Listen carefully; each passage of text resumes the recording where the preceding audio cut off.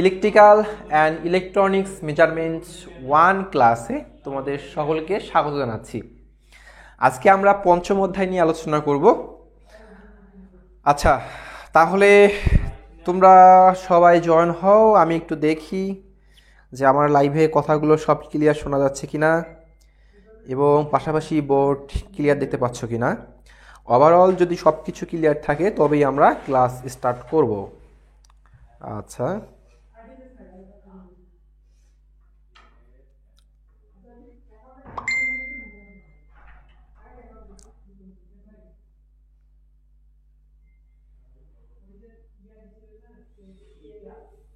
আমরা পঞ্চম অধ্যায় নিয়ে আলোচনা করব। আচ্ছা, পাশাপাশি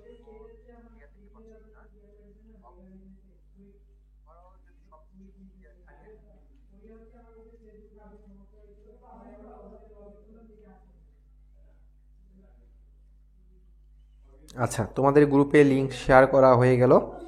তোমরা জয়েন হয়ে যাও, তাড়াতাড়ি তাড়াতাড়ি জয়েন হয়ে যাও।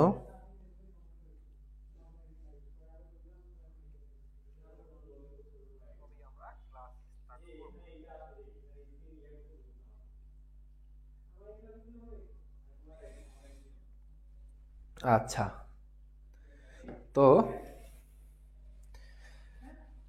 নুসরাত জাহান, ওয়ালাইকুম আসসালাম আপু। তোমরা সবাই তাড়াতাড়ি জয়েন হও, আমরা ক্লাস স্টার্ট করি। হ্যাঁ, খুব দ্রুত জয়েন হও।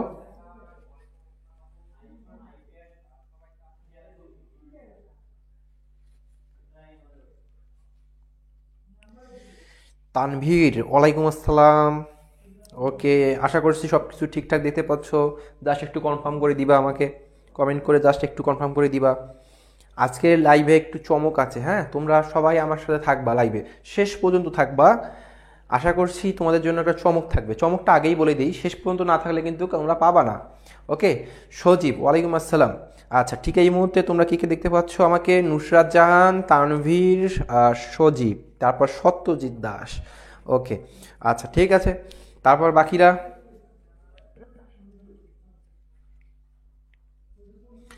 বাকিরা জয়েন করো।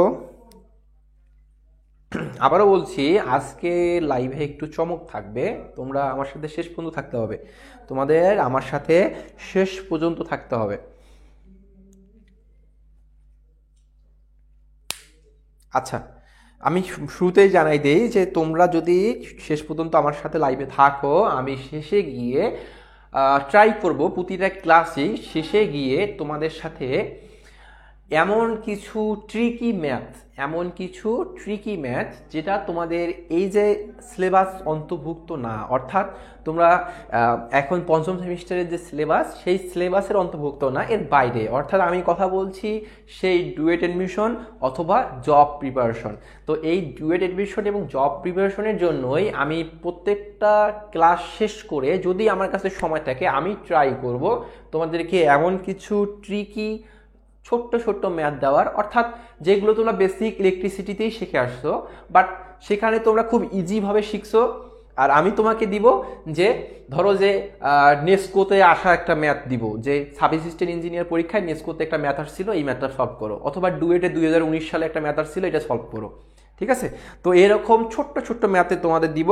তো এই ম্যাথগুলো হচ্ছে আমরা এখানেই সলভ করবো, পাশাপাশি তোমরা সলভ করবা। ওকে,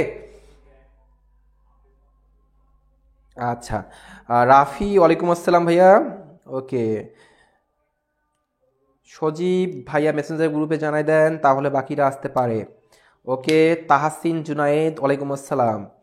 আচ্ছা ঠিক আছে, আমরা শুরু করি। হ্যাঁ, আমরা আগে আমাদের একাডেমিক যে সাবজেক্ট আছে, এই একাডেমিক সাবজেক্টের পড়াশুনো যতটুকু আমরা করব, দেন আমরা ওই সব জব প্রিপারেশন বলো আর ডুয়েট এডমিশন বলো, এগুলোর ছোটোখাটো ট্রিকি ম্যাথ নিয়ে আলোচনা করব। ঠিক আছে, দেখো তাহলে এখন আজকে আমরা পঞ্চম অধ্যায়ে যেটার বিষয় নিয়ে আলোচনা করছি, এই বিষয়টা হচ্ছে, অধ্যায়ের নাম হচ্ছে moving iron instrument. Moving iron instrument কথাটার সাথে তোমরা একটু হলেও ধারণা পেয়েছো গত ক্লাস থেকে।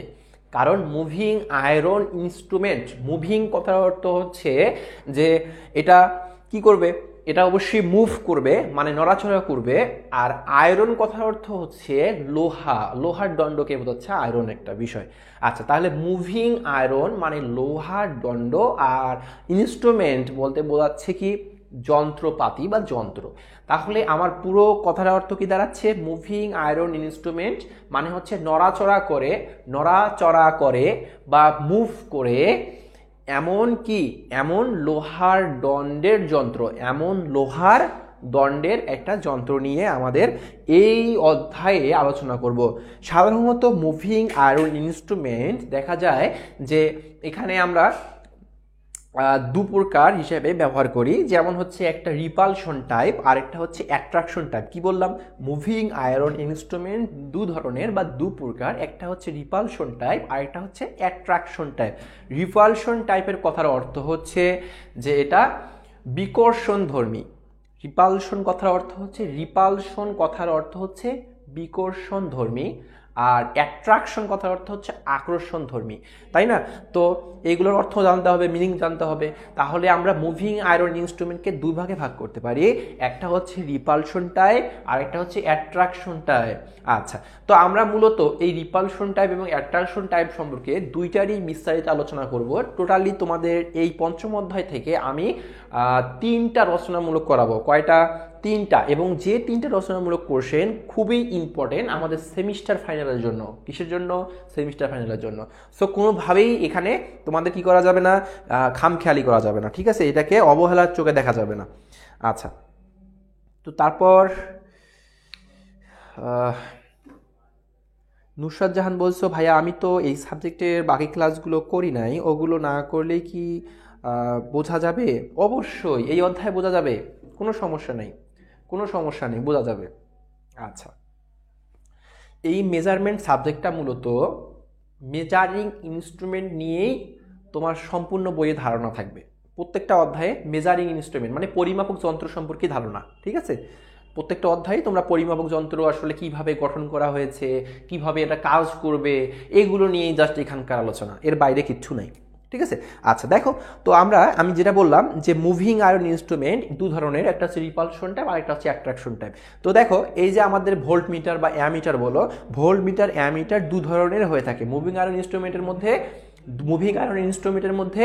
ভোল্ট মিটারও হবে, অ্যামিটারও হবে, এবং এরা রিপালশন টাইপও হয় এবং অ্যাট্রাকশন টাইপও হয়। এরা কি হয়? রিপালশন টাইপও হয় এবং অ্যাট্রাকশন টাইপেরও হয়। আচ্ছা আচ্ছা, সজীব বলছো সলিউশন আপনি করে দিবেন যদি না করতে পারি। হ্যাঁ, প্রথমত তোমাদেরকে আমি যখন ম্যাথসটা দিব করতে, তোমরা অন্তত 1 মিনিট বা 2 মিনিট ট্রাই করবা। খুব ছোট ছোট ম্যাথ তো, জাস্ট ট্রিকই থাকবে। 1 থেকে 2 মিনিট তোমরা প্র্যাকটিস করবা, প্র্যাকটিস করার পর জাস্ট আমাকে অ্যান্সারটা কমেন্টে জানাই দিবা। যদি দেখি সর্বাধিক হয়েছে তারপরেও আমি করাই দিব, যদি তোমাদের ভুলও হয় তারপরেও আমি করাই দিব। ওকে, বেশিক্ষণ সময় লাগবে না। আচ্ছা দেখো, তো এখন আমরা প্রথমত দেখব যে অ্যাট্রাকশন টাইপ, প্রথম রচনামূলক কোশ্চেন এটা দেখব যে অ্যাট্রাকশন টাইপ মুভিং আয়রন ইনস্ট্রুমেন্টের গঠন প্রণালী এবং কার্জন প্রণালী। কি বললাম? অ্যাট্রাকশন টাইপ মুভিং আয়রন ইনস্ট্রুমেন্টের প্রশ্নটা এরকম যে প্রশ্নটা হচ্ছে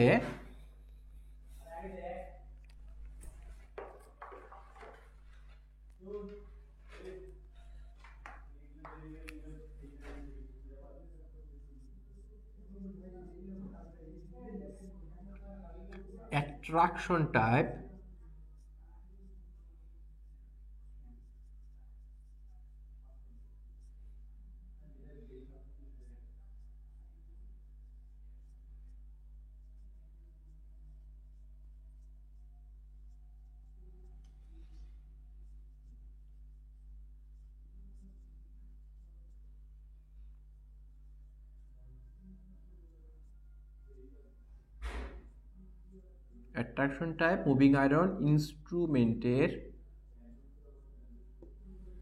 গঠন প্রণালী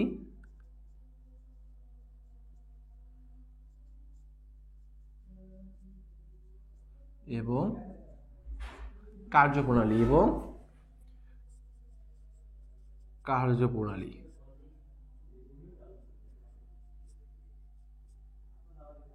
আচ্ছা, বর্ণনা করো।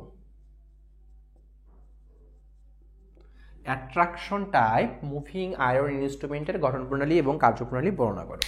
তো এক্ষেত্রে আমাদের গঠন প্রণালীটা বর্ণনা করতে বা কার্যপ্রণালীটা বর্ণনা করতে গেলে আমাদের চিত্রের প্রয়োজন আছে। জাস্ট একটা চিত্র, এবং চিত্রটা খুবই ইজি। দেখো, জাস্ট একটা চিত্র হবে এবং চিত্রটাও খুব ইজি হবে। দেখো, খেয়াল করো। তো এখানে আমাদের যেটা হবে, প্রথমত একটা এখানে কয়েল থাকবে। আমি চিত্রটা আমার মতো করে অঙ্কন করি, দেন আমি বোঝানোর খাতিরে তোমাদের দেখাই দিচ্ছি। এভাবে, ঠিক এভাবে আমি যেভাবে করতেছি এভাবেই তোমরা চিত্রটা অঙ্কন করতে পারো, অথবা বইটাও ফলো করতে পারো, কোনো সমস্যা নেই। আমি যেভাবে দেখাচ্ছি সেভাবেও করতে পারো, অথবা বইয়ে যেভাবে আছে সেভাবেও তোমরা ফলো করতে পারো।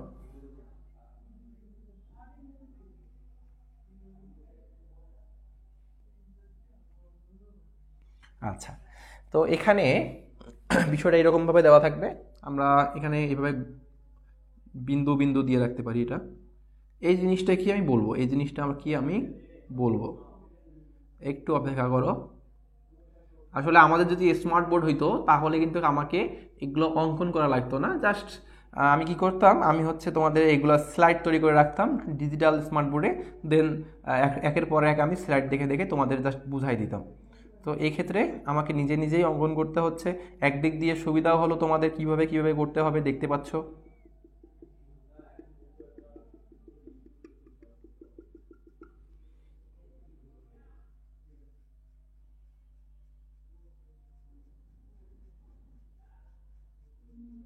তো যাই হোক, এটা হচ্ছে একটা কয়েল। এটা হচ্ছে কি, একটা কয়েল।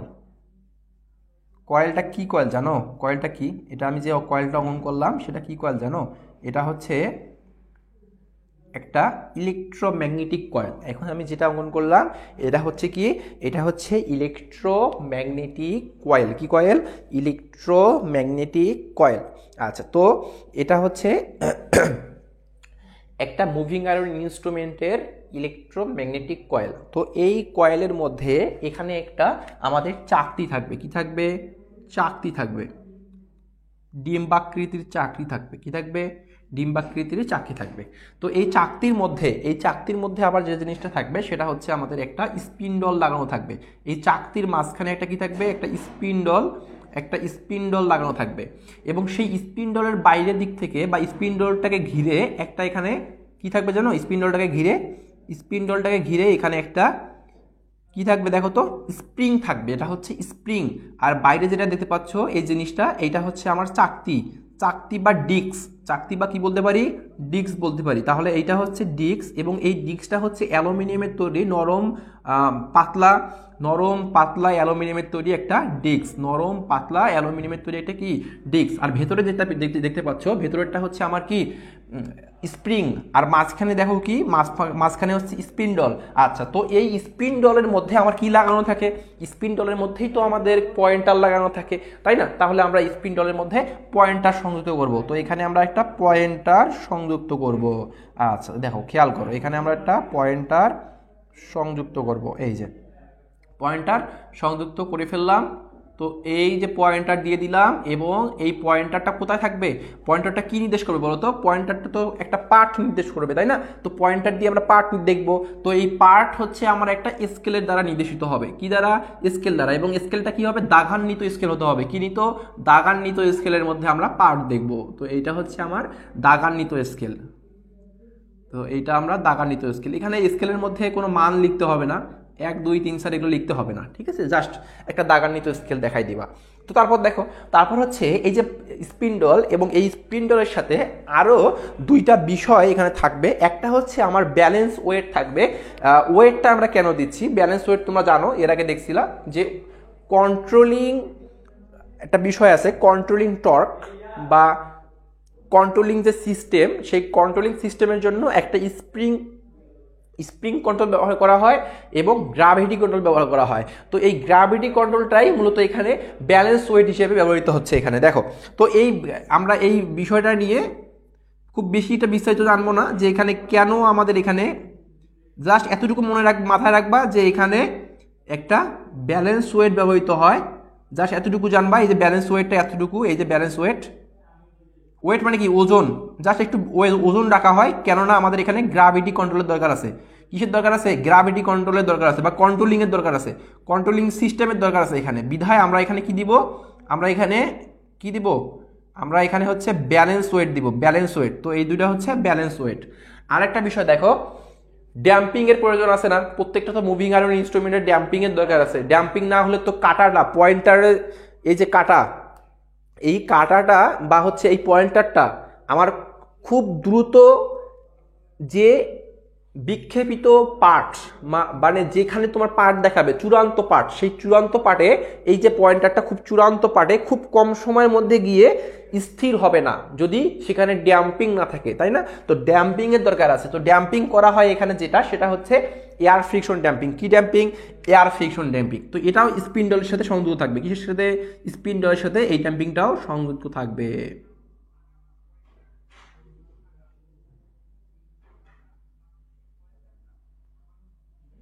আচ্ছা দেখো, এয়ার ফ্রিকশন ড্যাম্পিং আমরা কিভাবে দেখেছিলাম? এয়ার ফ্রিকশন ড্যাম্পিং দেখেছিলাম যে একটা পিস্টন কোথায় থাকবে?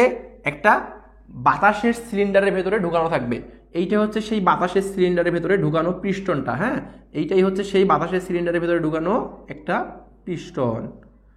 আচ্ছা, এটাকে এয়ার চেম্বার বলা হয়। এটা কি বলা হয়? Air chamber. আচ্ছা, আমি দেখাই দিচ্ছি যে কোথায় কি আছে। এখানে এখানে কোথায় কি আছে আমি দেখাই দিচ্ছি, লিখে দিচ্ছি।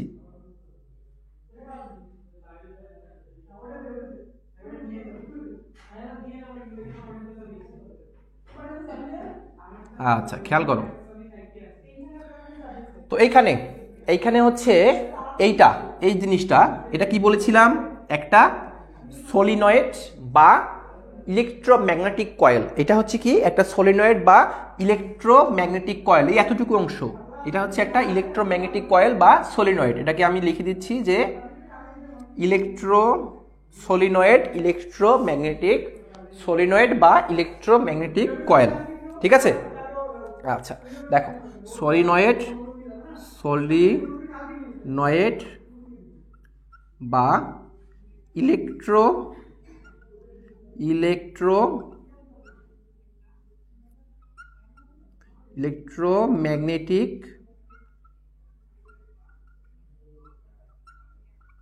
কয়েল, সলিনয়েড বা ইলেকট্রোম্যাগনেটিক কয়েল।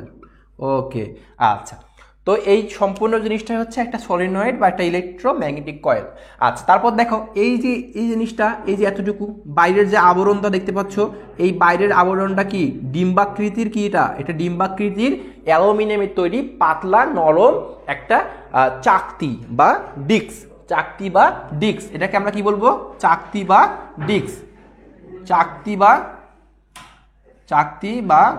ডিস্ক বলবো। ঠিক আছে, চাকতি বা ডিস্ক। আচ্ছা, এবার আসো, এবার হচ্ছে এইটা কি বলতো? এই জিনিসটা, এটা হচ্ছে আমাদের পয়েন্টার, তাই না? এটা কি? পয়েন্টার। ওকে, পয়েন্টার দ্বারা কি হয়? পার্ট নির্দেশিত হয়। তারপর দেখো, তারপর হচ্ছে এইটা কি? এটা হচ্ছে এয়ার চেম্বার।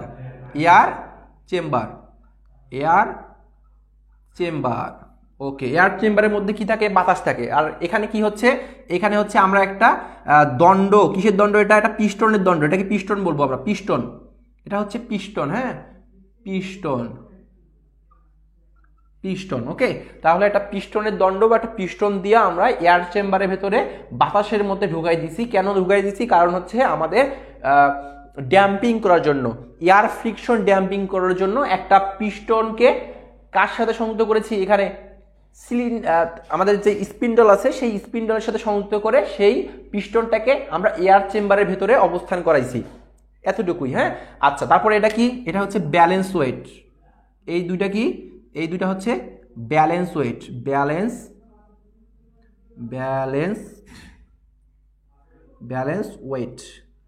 ওয়েট মানে ওজন, তাই না? Balance weight. আচ্ছা, ওকে, মূলত হয়ে গেল। আর এটাকে তোমরা বলতে পারো যে দাগান্বিত স্কেল।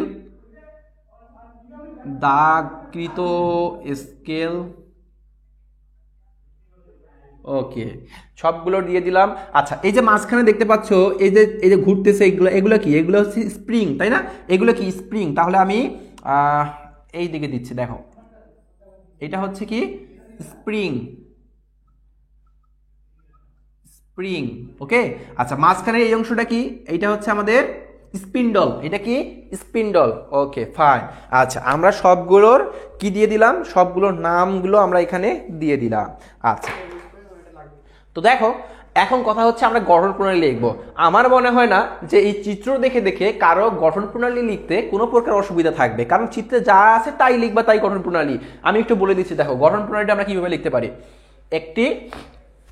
আচ্ছা আমরা বলবো যে অ্যাট্রাকশন টাইপ মুভিং আয়রন ইনস্ট্রুমেন্টের গঠন প্রণালীতে লক্ষ্য করলে দেখা যায় এখানে একটি সলিনয়েড বা ইলেকট্রোম্যাগনেটিক কয়েল ব্যবহৃত হয়েছে। আচ্ছা যার সঙ্গে অতপ্রতভাবে জড়িত অবস্থায় আছে, যার সঙ্গে সংযুক্ত অবস্থায় আছে বলতে পারি। কি সংযুক্ত অবস্থায় আছে, একটা চাকতি। যে চাকতিটা হচ্ছে কিসের তৈরি, সে চাকতিটা হচ্ছে আমার অ্যালুমিনিয়ামের পাতলা বা নরম জাতীয় পদার্থ দিয়ে তৈরি আমরা বলতে পারি, ঠিক আছে। বা চাকতিটা আমাদের একটা নরম পাতলা অ্যালুমিনিয়ামের তৈরি। ওকে, তো এটা হচ্ছে চাকতি, এবং চাকতির মাঝখানে এক কথায় চাকতির মাঝে আমাদের এটা কি স্পিন্ডল, স্পিন্ডলের সাথে সংযুক্ত অবস্থায় আছে স্প্রিং। এটাকে কি বলবো, স্প্রিং। তো তোমরা চাইলে এখানে স্প্রিং কন্ট্রোলটাও অ্যাড করতে পারো, স্প্রিং কন্ট্রোল লিখতে পারো, স্প্রিং কন্ট্রোল এটাও লিখতে পারো, কোনো সমস্যা নাই।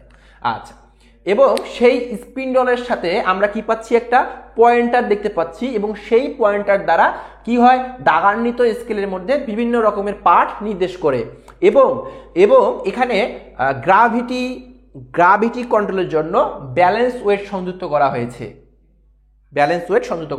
এবং স্পিন্ডল থেকে একটি পিস্টন, স্পিন্ডল থেকে দেখো, স্পিন্ডল থেকে একটি পিস্টন কোথায় গেছে, এয়ার চেম্বারের ভেতরে গেছে। এটা কিন্তু এয়ার চেম্বারের মধ্যে কি দেখে, বাতাস থাকে। তো তোমরা এটা লিখতে পারো যে স্পিন্ডলের ভেতরে, স্পিন্ডল থেকে একটি পিস্টন এয়ার চেম্বারের ভেতরে প্রবেশ করানো হয়, কেননা আমরা সেখানে কি করব, এয়ার ফ্রিকশন ঘটাবো, ফলে আমাদের এই মুভিং আয়রন ইনস্ট্রুমেন্টটি কিসে থাকবে, ড্যাম্পিং অবস্থায় থাকবে বা ড্যাম্পিং এর কাজ করবে।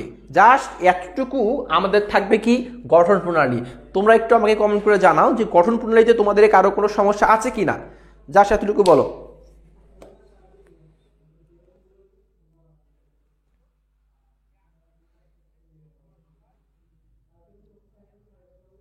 সজীব বলছো ডিস্কটা কি মুভিং আয়রন বলা যাবে? হ্যাঁ, ডিস্কটাকে আমরা মুভিং আয়রন বলতে পারি। কিভাবে বলবো, কার্যপ্রণালীতে বুঝতে পারবা। ডিস্কটাকে মুভিং আয়রন বলতে পারবো, বাট কিভাবে বলবো এটা তুমি কার্যপ্রণালীতে বুঝতে পারবা। আপাতত এতটুকু বুঝো, বুঝছো কি না?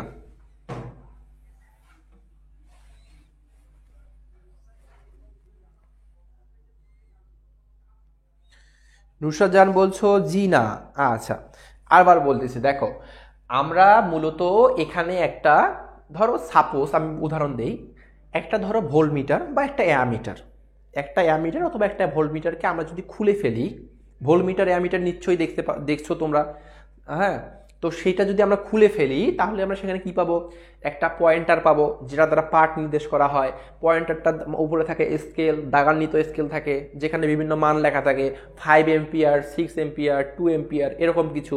এবং সেই পয়েন্টারটা আরেক প্রান্ত থাকে কোথায় লাগানো, একটা স্পিন্ডলের সাথে লাগানো থাকে, এবং সেই স্পিন্ডলের চারিদিকে থাকে কি দেখো, স্পিন্ডলের চারিদিকে থাকে স্প্রিং, স্পিন্ডলের চারিদিকে কি থাকে, স্প্রিং থাকে। এই যে গোল গোল দেখতে পাচ্ছ, যে ঘুরানো পেছানো, এটা হচ্ছে স্প্রিং। তো এই স্প্রিং দিয়ে আমরা স্প্রিং কন্ট্রোল করি, স্প্রিং কন্ট্রোল মানে কন্ট্রোলিং সিস্টেমের মধ্যে এটাও একটা, যে নিয়ন্ত্রণ করার জন্য আর কি, সেটা স্প্রিং কন্ট্রোল এখানে ব্যবহৃত করা হয়েছে। এবং সম্পূর্ণ জিনিসটাকে ঘিরে ধরে আছে, বা সম্পূর্ণটা আমাদের কিসের মধ্যে আছে, চাকতির মধ্যে আছে, একটা চাকতি বা ডিস্কের মধ্যে আছে। দেখো খেয়াল করো, এই যে ডিম্বাকৃতির একটা চাকতি বা ডিস্কের মধ্যে আছে। এবং সেই চাকতিটা কার সাথে সংযুক্ত, এই যে আমাদের যে এখানে যে কয়েলটা দেখতে পাচ্ছ, এতটুকু অংশ, এটা কিন্তু একটা সলিনয়েড বা ইলেকট্রোম্যাগনেটিক কয়েল। তো এই কয়েলের সাথে এই চাকতিটা সংযুক্ত।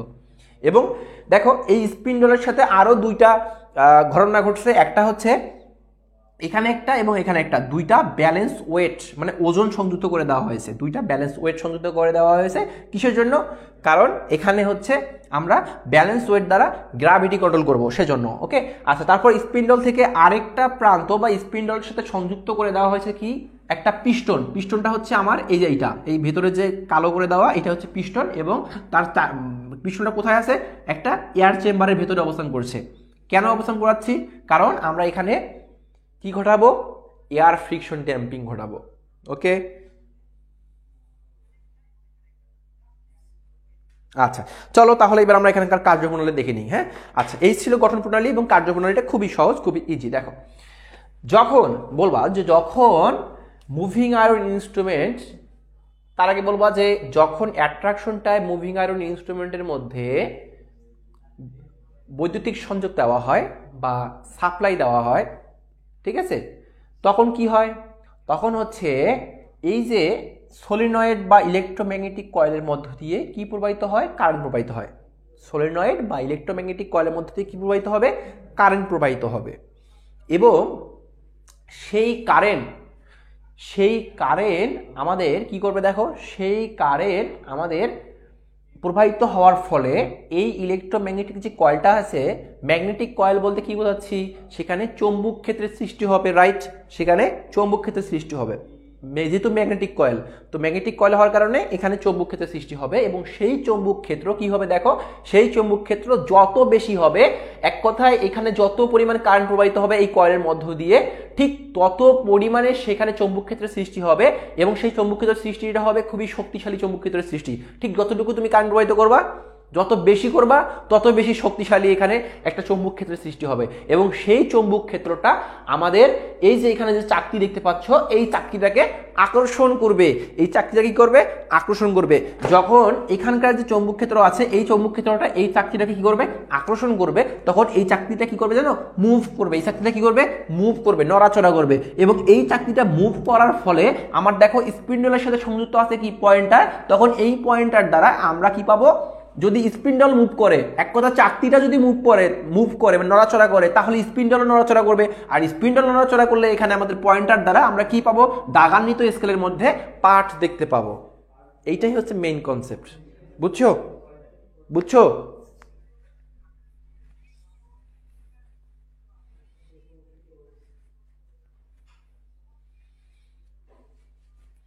বুঝছো?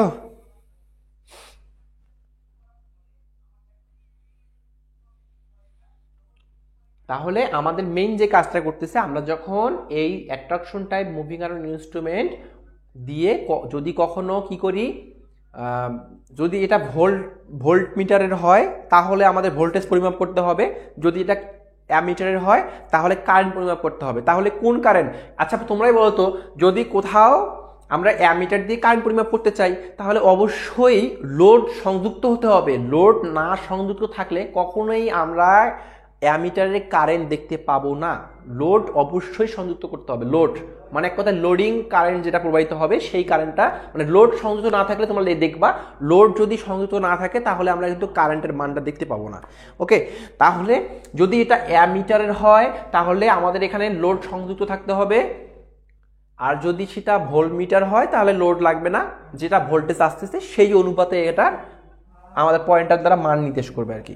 জাস্ট একটু বোঝার ট্রাই করো। সাপোজ এটাকে তুমি যদি অ্যামিটার ধরো দেখো যে আমরা সলিনয়েড বা ইলেকট্রোম্যাগনেটিক কয়েলের মধ্যে যখন আমরা বিদ্যুৎ প্রবাহ করাবো বা কারেন্ট প্রবাহ করাবো, তখন এখানে একটা শক্তিশালী চৌম্বক ক্ষেত্রের সৃষ্টি হবে, যা আমার চাকতিকে কি করবে, নিজের দিকে আকর্ষণ করবে, নিচের দিকে টানবে। যখন নিজের দিকে টানবে বা নিজের দিকে আকর্ষণ করবে, তখন এই চাকতির মাঝখানে যে স্পিন্ডলটা আছে সেই স্পিন্ডল দ্বারা আমরা এই পয়েন্টার দ্বারা দাগান্বিত স্কেলের মধ্যে পার্ট দেখতে পাবো।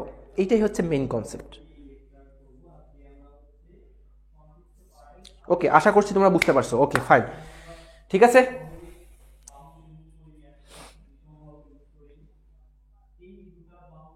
জাস্ট আমি যতটুকু কথা বলছি এই কথাগুলো যদি পরীক্ষা লিখে দাও 100% মার্ক পাবা, সব মার্ক দিয়ে দেবে।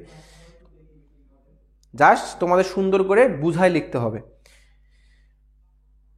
ঠিক আছে? ওকে,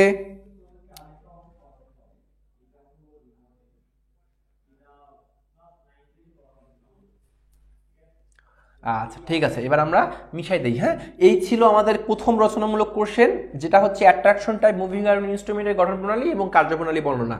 ঠিক আছে, আচ্ছা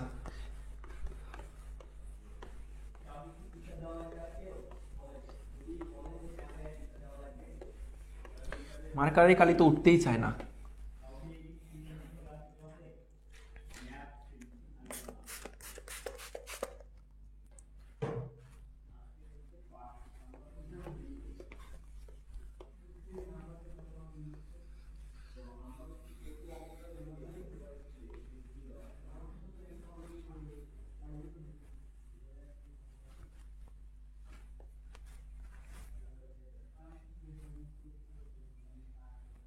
আচ্ছা, চলো এবার আমরা রচনামূলক 2 নাম্বার কোশ্চেন করব, এবং এই 2 নাম্বার প্রশ্নটা একটা প্রমাণ। হ্যাঁ, এটা হচ্ছে আমাদের গা গরম করা, এই ঠান্ডার দিনের মধ্যে গা গরম করার মতো একটা প্রমাণ। ঠিক আছে, এই প্রমাণটা মনে করো যে ধরে নাও যে 100% পরীক্ষা আসবে এরকমটা। ঠিক আছে, এগুলো কিন্তু ভুল করেও এই পঞ্চম অধ্যায়টা কেউ যদি স্কিপ করো ভাই, দেখবা যে তুমি শেষ।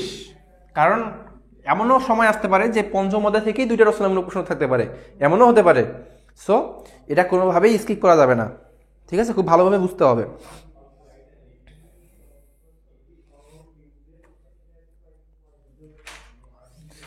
আচ্ছা, চলো তাহলে এবার দেখো আমরা এখানে রচনামূলক 2 নাম্বার, এটা হচ্ছে রিপালশন টাইপ মুভিং আয়রন ইনস্ট্রুমেন্টের টর্ক সমীকরণ চিত্র সহ বর্ণনা করো।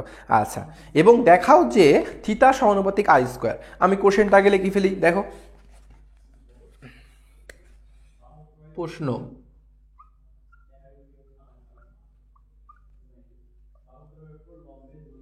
দেখো প্রশ্নটা বলছে রিপালশন টাইপ মুভিং আয়রন ইনস্ট্রুমেন্টের repulsion type repulsion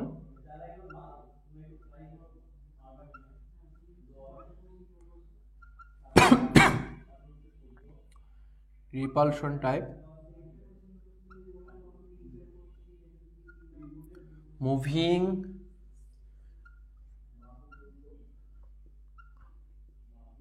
iron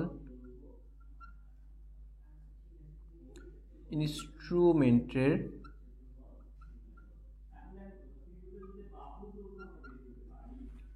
repulsion type moving iron ইনস্ট্রুমেন্টের টর্ক সমীকরণ দেখাও। টর্ক সমীকরণ চিত্র সহ বর্ণনা করো। টর্ক সমীকরণ চিত্র সহ বর্ণনা করো। ঠিক আছে, বর্ণনা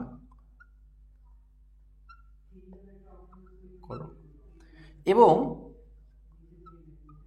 দেখাও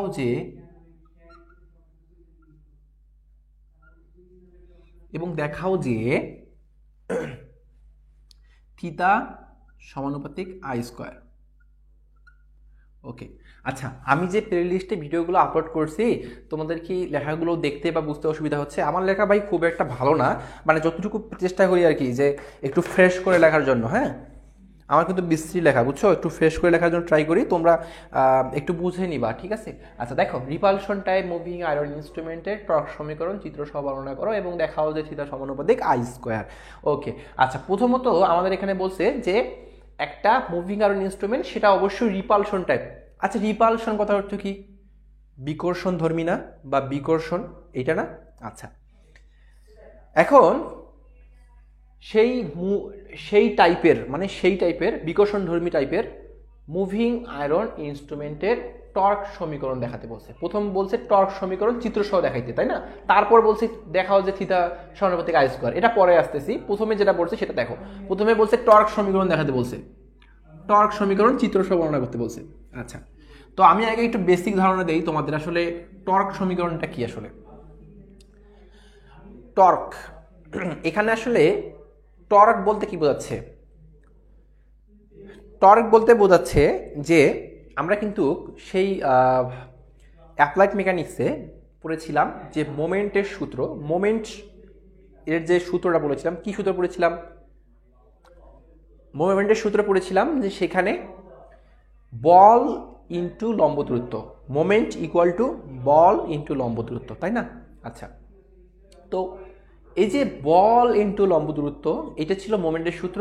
আর আমি বলবো ভাই, মোমেন্ট আর টর্ক একই জিনিস, মোমেন্ট আর টর্ক একই জিনিস, ঠিক আছে।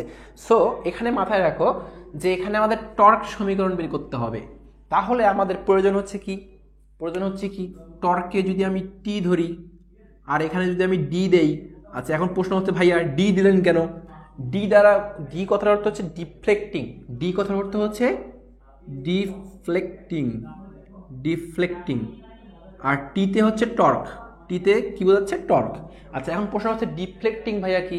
ডিফ্লেক্টিং হচ্ছে বিক্ষেপণ। ডিফ্লেক্টিং কথার অর্থ হচ্ছে কি? বিক্ষেপণ, বিক্ষেপণ বা বিক্ষেপ দেওয়া আর কি, এটাই বোঝাচ্ছে। এখন প্রশ্ন হচ্ছে ভাইয়া বিক্ষেপণটা আবার কি? বিক্ষেপণটা হচ্ছে এই দেখো, এইটা হচ্ছে আমার পয়েন্টার, হ্যাঁ, আমার ধরো একটা অ্যামিটার বা ধরো একটা ভোল্টমিটার, তার মধ্যে আমার একটা পয়েন্টার আছে। তো এই পয়েন্টারটা এই অবস্থায় আছে, জিরো অবস্থায় আছে।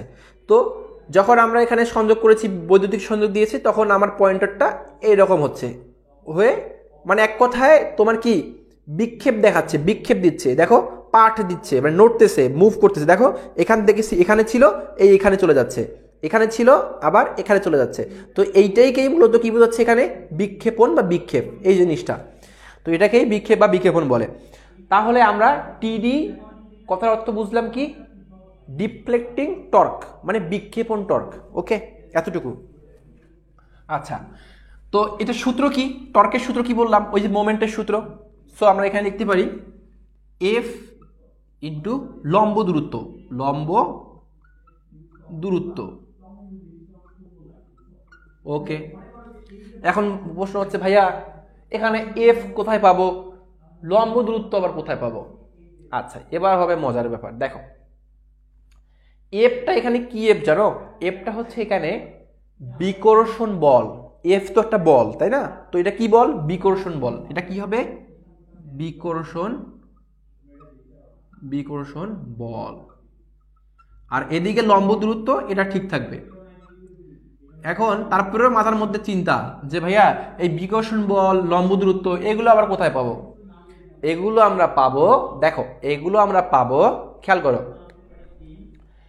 বিকর্ষণ বলের একটা সূত্র আছে। বিকর্ষণ বলের একটা কি আছে? সূত্র আছে। যেই সূত্রটা হচ্ছে মূলত কুলম্বের সূত্র, যা আমরা 9-10-এ সম্ভবত 9 অধ্যায় বা 8-9 অধ্যায় ফিজিক্সের পদার্থবিজ্ঞানের এই অধ্যায়ে আমরা দেখেছিলাম। কুলম্বের সূত্র এরকম ছিল যে সূত্রটা এফ ইজ ইকুয়াল টু এরকম ছিল যে উপরে 2m1m2 ভাগ 4π μ0 ডি স্কোয়ার। তো এইটাই ছিল আমাদের সেই কুলম্বের সূত্র, যেটাকে আমরা বিকর্ষণ বল বলে থাকি। তো এই সূত্রটাই মূলত আমাদের এই জায়গাটার মধ্যে অ্যাপ্লাই হবে, মানে এই এফ এর মানে এই সূত্রটা বসবে। এখন কথা হচ্ছে ভাইয়া এখানে m1 এর মান কোথায়, m2 এর মান কোথায়, আবার হচ্ছে এই যে ডি কোথায়, μ0 কোথায়, এগুলো কোথায় পাবো? তো দেখো আমি তোমাকে ভেঙে ভেঙে দেখাচ্ছি যে তোমাকে প্রশ্নে চাইছে কি? টর্ক বের করতে। তো টর্কের সূত্র হচ্ছে কি? এফ ইন্টু লম্ব দূরত্ব। আবার তুমি এফটাকে যদি ভাঙো তাহলে সেটা বিকর্ষণ বল, আর বিকর্ষণ বলের সূত্র হচ্ছে এইটা, ঠিক আছে। আর লম্ব দূরত্বের মানটা কোথায় পাবো? লম্ব দূরত্বের মানটা আমরা পাবো একটা বৃত্ত থেকে। এখন প্রশ্ন হচ্ছে ভাইয়া বৃত্ত আবার কোথা থেকে আসলো? তো এবার আমি আর ওর দিকে গভীরে যাব না, জাস্ট এতটুকু তুমি মাথায় রাখো যে ডিফ্লেক্টিং টর্ক আমার যে সূত্র সেটা হচ্ছে এফ ইন্টু লম্ব দূরত্ব, অর্থাৎ বিকর্ষণ বল ইন্টু লম্ব দূরত্ব। এতটুকু শুধু মাথায় রাখো, আর গভীরে যাব না, ওর দিকে আর যাব না। এবার আসো এর দিকে একটু খেয়াল করো। এদিকে হচ্ছে আমরা উত্তর লিখতেছি, আমি সুন্দর করে বোর্ডের মধ্যে নোট করে দিব, ঠিক আছে। তোমাদের আলাদাভাবে এখানে কোনো প্রকার অ্যাড করতে হবে না, অথবা এখান থেকে স্ক্রিপ্ট করতে হবে না। জাস্ট আমি যেভাবে লিখছি তোমরা পরীক্ষা সেভাবে লিখবা। তো এখানে আমরা প্রথমে 3টা চিত্র দিব, অন্তত 2টা দিতে হবে, 3টা দিলে ভালো হয়। দেখো খেয়াল করো, প্রথমে আমি একটা চিত্র দিচ্ছি।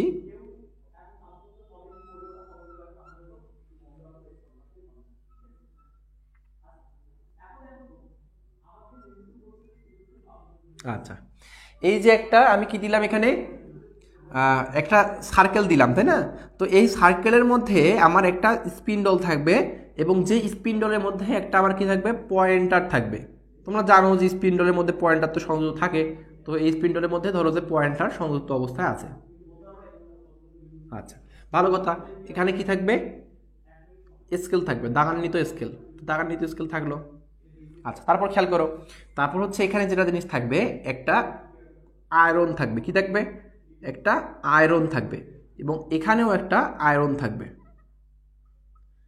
দুই দিকে দুইটা আয়রন পেয়ে গেছো, এই যে একটা আয়রন, এই যে একটা আয়রন। আয়রন কি ভাইয়া, আয়রন মানে হচ্ছে লোহা, তাই না? আয়রন কি, একটা লোহার দণ্ড। ওকে, তো দুই দিকে দুইটা আয়রন পেয়ে গেছো। আচ্ছা, তারপর খেয়াল করো, তারপর হচ্ছে আমরা এইটাকে জাস্ট একটু কন্ট্রোলিং এর জন্য, এটা কোনো তেমন কোনো ব্যাপার না, এই জিনিসটাকে জাস্ট স্পিন্ডলটাকে একটু কন্ট্রোলিং এর জন্য এখানে একটা সিস্টেম অ্যাড করা হয়েছে। একটা জাস্ট ধরো যে ওয়েট বলতে পারো, যে স্পিন্ডলের সাথে একটু জাস্ট ওয়েট অ্যাড করা হয়েছে। এটা তোমাকে, তুমি যদি নাও লেখো কোনো সমস্যা নেই, জাস্ট মনে রাখবা যে এখানে তোমাকে একটা সার্কেল করতে হবে, যে সার্কেলের মধ্যে একটা এদিকে আয়রন থাকবে, এখানে একটা আয়রন থাকবে, এবং স্পিন্ডলের সাথে একটা পয়েন্টার থাকবে। পয়েন্টারটা দ্বারা আমার কি হবে, পার্ট দেখাবে। এখন কথা হচ্ছে, মেইন কথা আসো, মেইন কথা হচ্ছে আমার যে এই যে একটা আয়রন দেখতে পাচ্ছ, এই যে একটা আয়রন, দুইটা আয়রনের দুইটা নাম আছে। একটা হচ্ছে দেখো এই যে আয়রনটা, এই আয়রনটার নাম হচ্ছে ফিক্সড আয়রন। ঠিক আছে, কি বললাম, ফিক্সড। ফিক্সড কথার অর্থ কি ভাইয়া, ফিক্সড আর কথার অর্থ হচ্ছে এটা স্থায়ী আয়রন। স্থায়ী, ফিক্সড মানে কি, স্থায়ী না। আচ্ছা, তারপর দেখো এইটা কি, এই যে এই আয়রনটা, এইটা আয়রন হচ্ছে আমার মুভিং আয়রন। কি বললাম, মুভিং আয়রন। তাহলে একটা ফিক্সড আয়রন পাচ্ছি, একটা মুভিং আয়রন পাচ্ছি। কোথায় পাচ্ছি এগুলা ভাইয়া, এগুলা হচ্ছে একটা ভোল্টমিটার অথবা একটা অ্যামিটার যদি তুমি খুলে ফেলো, তুমি যদি সেটাকে খুলে ফেলো, সেটাকে যদি তুমি সার্জারি করো, অথবা সেটাকে তুমি যদি ওই যে পোস্টমর্টম করো, তো দেখতে পাবা যে ভেতরে একটা ফিক্সড আয়রন আছে আর একটা মুভিং আয়রন আছে, আর সেখানে মাঝখানে একটা স্পিন্ডল আছে, এবং দেখতে পাবা যে স্পিন্ডলের সাথে একটা পয়েন্টার লাগা আছে। যাকগে, অত আমি গভীরে যাব না, জাস্ট এখানে আমি দেখাচ্ছি যে এটা ফিক্সড আয়রন একটা আছে, একটা মুভিং আয়রন আছে। তো এই ফিক্সড আয়রন এবং মুভিং আয়রন নিয়েই আমার কাজ মূলত। হ্যাঁ, আচ্ছা দেখো, তো এখানে রিপালশন টাইপ কথার অর্থ হচ্ছে বিকর্ষণ ধর্মী, বিকর্ষণ করবে, এক কথায় বিকর্ষণ করবে। আকর্ষণ মানে কাছে আসা, বিকর্ষণ মানে দূরে ঠেলে দেওয়া। ঠিক আছে, আচ্ছা তো দেখো, যখন এই ভোল্টমিটারের মধ্য দিয়ে বা এই অ্যামমিটারের মধ্য দিয়ে কারেন্ট প্রবাহ করা হবে, তখন কি হবে জানো, তখন হচ্ছে এই ফিক্সড আয়রন এবং এই মুভিং আয়রন, এই দুইটার দুই প্রান্তে, ধরো এই প্রান্তে, এই প্রান্তে এবং ধরো এই প্রান্তে, এই দুই প্রান্তে মেরু শক্তির সৃষ্টি হবে, এবং সেটা সমজাতীয় মেরু শক্তি। দুইটা মেরু শক্তি সৃষ্টি হবে। তো কখন হবে, যখন তুমি এই ভোল্টমিটার বা যখন এই অ্যামিটারের মধ্যে কারেন্ট প্রবাহিত করবা, তখন এই দুইটা যে আয়রন দেখতে পাচ্ছ, একটা ফিক্সড আয়রন, একটা মুভিং আয়রন, তখন এই ফিক্সড আয়রন এবং মুভিং আয়রনের দুই প্রান্তে কি হবে, মেরু শক্তির সৃষ্টি হবে। আচ্ছা, তো এই মেরু শক্তিটা হবে সমজাতীয় বিধায় আমরা কি পাবো, সেখানে একটা বিকর্ষণ বল পাবো। আর এই বিকর্ষণ বলের ফলে আমার কি হবে, এই মুভিং আয়রন যেটা, এই যে মুভিং আয়রনটা, এই মুভিং আয়রনটা কি করবে, মুভ করবে বা নড়াচড়া করবে। ঠিক আছে, কিন্তু এই ফিক্সড আয়রনটা নড়াচড়া করবে না, এটা নড়াচড়া করবে না, কেননা এটা ফিক্সড, এটা স্থায়ী বিধায় এটা নড়াচড়া করবে না, শুধু মুভিং আয়রনটা নড়াচড়া করবে। ফলে আমরা একটা কি পাচ্ছি, পার্ট পাচ্ছি।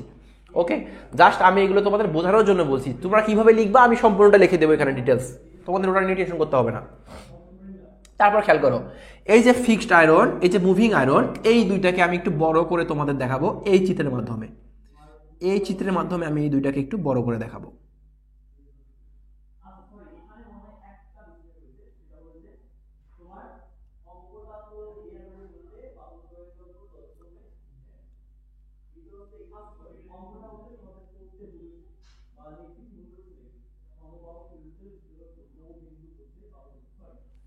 এই দুইটা জিনিস, এইটা এবং এইটা, এই দুইটা জিনিসকে আমি একটু তোমাদের বড় করে দেখাচ্ছি। ঠিক আছে, একটু বড় করে দেখাচ্ছি যাতে তোমরা বুঝতে পারো সহজেই। ঠিক আছে, দেখো এই যে এই প্রান্ত এবং এখানকার এই প্রান্ত, এই দুই জায়গায় কি তৈরি হচ্ছে, মেরু শক্তি তৈরি হচ্ছে। একটা ধরলাম হচ্ছে M1, এটা ধরলাম হচ্ছে M1, এটা হচ্ছে M2।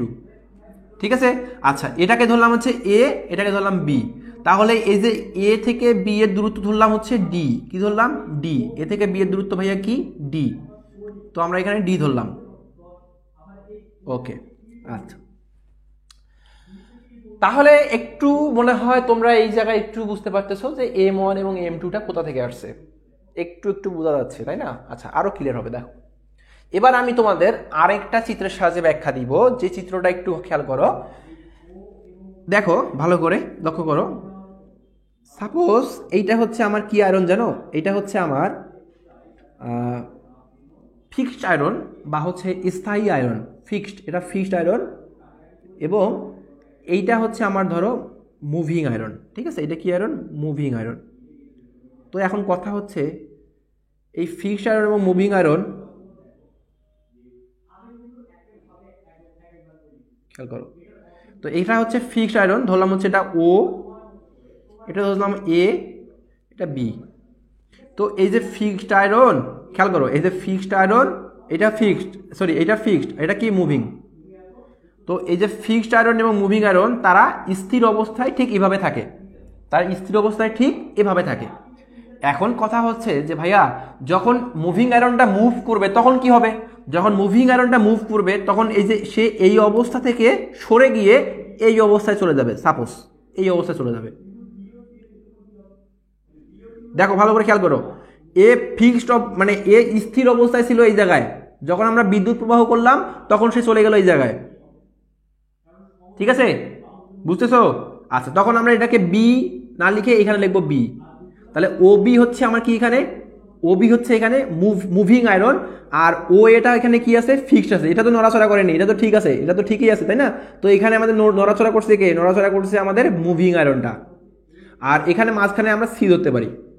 আচ্ছা, তারপর দেখো এইটাকেই, এই যে দেখতেছো ত্রিভুজ একটা সুন্দর করে, তো এই ত্রিভুজটাকেই আমরা চাইলে কিন্তু একটা বৃত্তের মধ্যে কল্পনা করতে পারি। একটা কিসের মধ্যে? একটা বৃত্তের মধ্যে আমরা এটাকে কল্পনা করতে পারি, একটা বৃত্তের মধ্যে এটাকে কল্পনা করতে পারি। আচ্ছা, তো এখানে আমি ত্রিভুজটাকে আরো সুন্দরভাবে তোমাদের, বা এই বৃত্তটার মধ্যে আরো ত্রিভুজটাকে সুন্দরভাবে ফুটিয়ে তুলবো ঠিক এদিকে, ঠিক আছে? এটাকে আমি মিশাই দিচ্ছি, এটা সুন্দরভাবে আমি এদিকে তোমাদের দেখাই দেই, আরো ক্লিয়ারলি বুঝতে পারবা।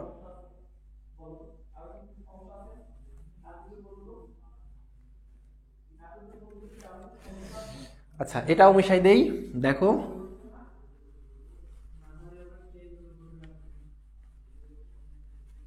একদম বেসিক থেকে বোঝাচ্ছি, ঠিক আছে? একদম বেসিক থেকে। তো দেখো ভালো করে খেয়াল করো, আমি প্রথমে একটা তোমাদের বৃত্ত অঙ্কন করে দেখাবো। আগে একটা বৃত্ত অঙ্কন করি।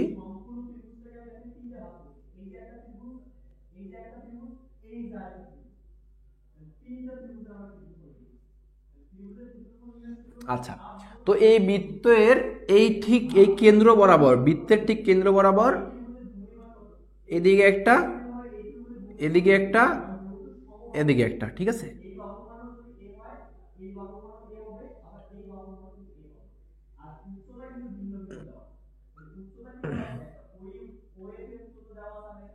আচ্ছা, দেখো খেয়াল করো। আচ্ছা, তো এইটাকে ধরলাম, এই কেন্দ্রবিন্দুটাকে ধরলাম হচ্ছে ও, ঠিক আছে? ও ধরলাম।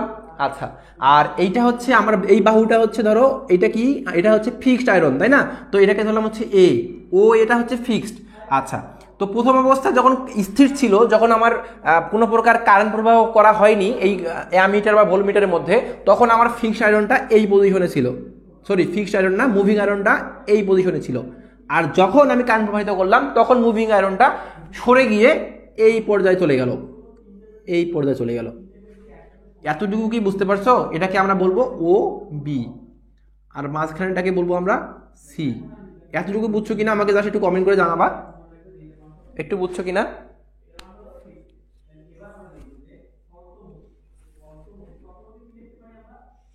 সবসময় সবসময় মাথায় রাখবা, এখানে সরাসরি করবে, নড়াচড়া করবে একমাত্র মুভিং আয়রন, আর ফিক্সড আয়রনটা অলওয়েজ ফিক্সড থাকবে।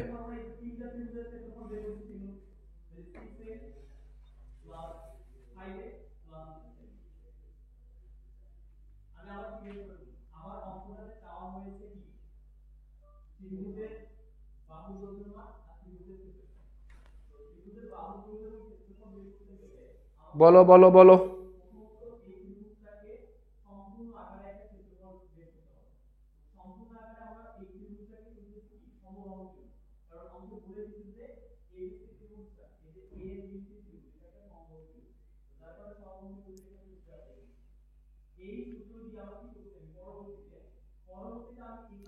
সদীপ বলছো ফার্স্ট চিত্র অ্যান্ড সেকেন্ড চিত্রটা আরেকবার। আচ্ছা দেখো, ফার্স্ট চিত্রটা জাস্ট আমি একটা মুভিং আয়রন ইনস্ট্রুমেন্টস বা একটা মুভিং আয়রন ইনস্ট্রুমেন্ট দ্বারা তৈরি একটা অ্যামিটার বা ভোল্টমিটারকে যদি আমরা ভেঙে ফেলি বা খুলে ফেলি, তখন আমরা এইরকম বিষয়টা দেখতে পাবো যে এখানে একটা ফিক্সড আয়রন আছে আর এখানে একটা মুভিং আয়রন আছে। এই যে এটা হচ্ছে মুভিং আয়রন, এটা মুভিং আয়রন, এটা ফিক্সড আয়রন।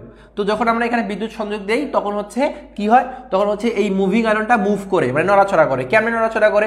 কারণ এই ফিক্সড আয়রনের এক প্রান্তে, মুভিং আয়রনের এক প্রান্তে দুইটা সমজাতীয় মেরুর সৃষ্টি হয়, বিধায় যখন আমরা এখানে বিদ্যুৎ সংযোগ দিচ্ছি তখন আমাদের এই মুভিং আয়রনটা নড়াচড়া করতেছে, ফলে আমরা সেটা পয়েন্টার দ্বারা একটা পার্ট নির্দেশ করতেছে এখানে, ঠিক আছে।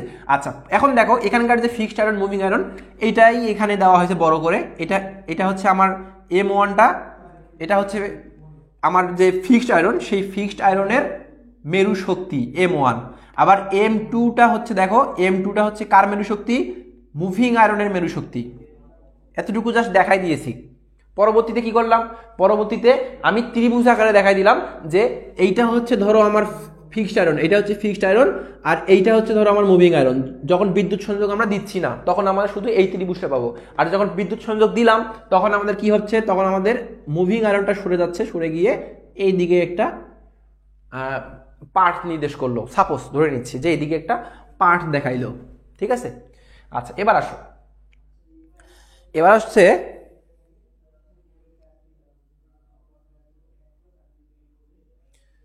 অর্ণব হোসেন বলছো ভাই মুভিং আয়রনটা তো লম্ব আকার ধারণ করার কথা, মুভিং আয়রনটা লম্ব আকার ধারণ করার কথা। এই জিনিসটাই, বাহুটাই তো আমি জাস্ট দেখাচ্ছি, এইগুলাই হচ্ছে বাহু হিসেবে দেখাচ্ছি, যেভাবে থাকবে এই বাহুগুলো এইভাবে থাকবে। তুমি জিনিসটাকে এইভাবে কল্পনা করতেছো যে এইভাবে এভাবে থাকবে, কি এইভাবে এভাবে থাকবে না, জিনিসটা হচ্ছে এইভাবেই থাকবে, এই বাহু আকারে থাকবে। আমি বাহু আকারে দেখাচ্ছি তোমাদের, একটু শেষ পর্যন্ত দেখো বুঝতে পারবা, শেষ পর্যন্ত দেখো বুঝতে পারবা, খেয়াল করো।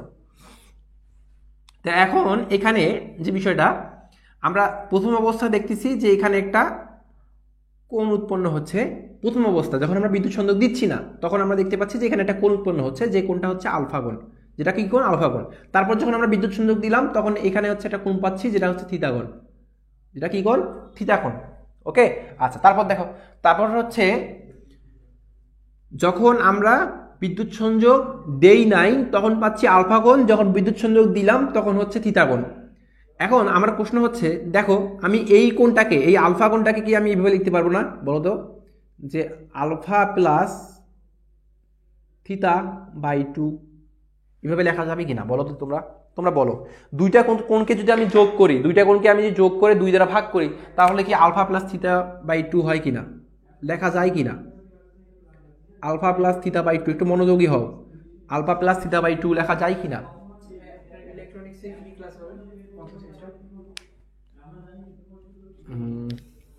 ক্লাস হবে হচ্ছে 3টা। হ্যাঁ, generation of electrical power, electrical and electronics measurement 1, আর একটা হবে তোমার প্রোগ্রামিং সি।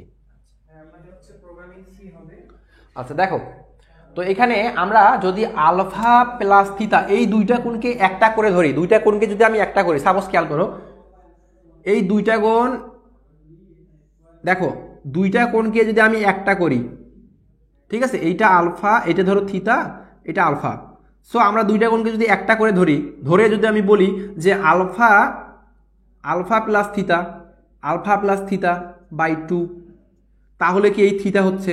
আবার যদি আমি বলি যে আলফা প্লাস থিটা বাই 2, তাহলে এই আলফা হচ্ছে, এই ছোট কোণটা নির্দেশ করতেছে, তাই কি না বলো তো? তাই তো হওয়ার কথা। ওকে আচ্ছা দেখো, এখন খেয়াল করো, তাহলে মূলত আমাদের এখানকার যে কাজ মোটামুটি শেষ। এখন যদি আমি তোমাদের বলি যে আমাদের এই বৃত্তের কেন্দ্র থেকে এই যে বাহুটা দেখতে পাচ্ছ, বা এখানে যে আমার ফিক্সড আয়রনটা আছে, এক কথা আমি বৃত্তের কথা চিন্তা করি, বৃত্তের কথা চিন্তা করলে এখানে একটা বাহু হবে বা ত্রিভুজের বাহু, ঠিক আছে। এই ত্রিভুজের বাহুটা বৃত্তের কি নির্দেশ করতেছে? একটা ব্যাসার্ধ নির্দেশ করতেছে। ব্যাসার্ধকে আমরা আর দ্বারা প্রকাশ করতে পারি, ব্যাসার্ধকে আমরা কি দ্বারা প্রকাশ করতে পারি? আর দ্বারা, তাই না? বলতো, ব্যাসার্ধকে আমরা আর দ্বারা প্রকাশ করতে পারি। আবার ঠিক একইভাবে এই যে ও থেকে বি পর্যন্ত, এটাকেও আমরা আর দ্বারা প্রকাশ করতে পারি। এটাও কিন্তু সেমভাবে আমাদের কি একটা ব্যাসার্ধ নির্দেশ করতেছে। ওকে, আচ্ছা চলো তাহলে প্রথম অবস্থায় আমরা উত্তরপত্রে কি করলাম, প্রথমে এই চিত্রটা দিব, তারপরে এই চিত্রটা দিব, তারপর এই চিত্রটা দিব। এখন প্রশ্ন হচ্ছে যে ভাইয়া এতগুলো চিত্র মনে থাকবে বা এতগুলো চিত্রকে আমি লিখতে পাবো? আচ্ছা, তোমার জন্য প্রথম চিত্রটা বাদ দিলাম, এইটা চিত্র দিতে পারবা এবং এইটা চিত্র তুমি দিতে পারবা। তারপরে প্রশ্ন হচ্ছে ভাইয়া এখানেও তারপর দুইটা চিত্র হয়ে যাচ্ছে, আরো কি বাদ দেওয়া যাবে? হ্যাঁ, এটাও বাদ দিয়ে দিলাম, যাও এটাও বাদ দিয়ে দিলাম, কিন্তু এই চিত্রটা ভাই মাস্ট দিতে হবে, এটা মাস্ট দিতে হবে। আর তিনটা চিত্র দিলে খুব সুন্দর হয়।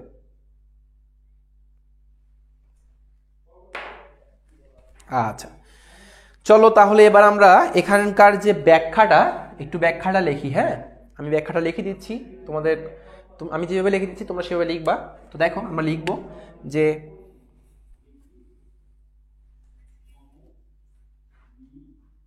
এখানে লিখব যে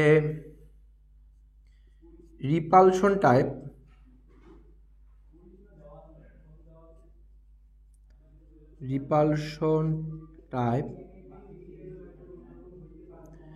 মুভিং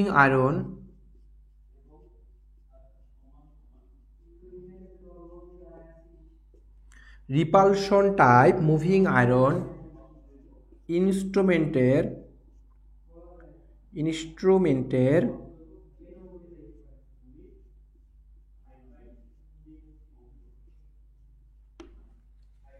মধ্য দিয়ে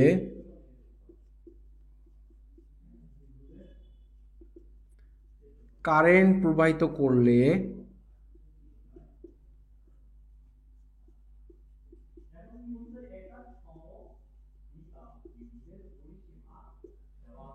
খেয়াল করো কি বলছি এখানে, রিপালশন টাইপ মুভিং আয়রন ইনস্ট্রুমেন্টের মধ্য দিয়ে কারেন্ট প্রবাহিত করলে দুইটি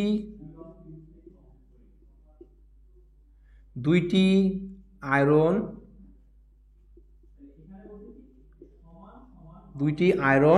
কি কি আছে? দুইটি আয়রন ফিক্সড আয়রন, দুইটি আয়রন দেওয়ার পর একটা কমা দিও, ফিক্সড আয়রন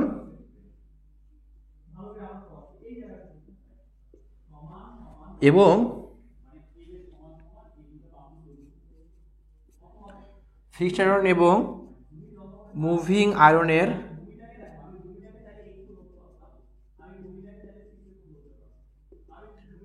দু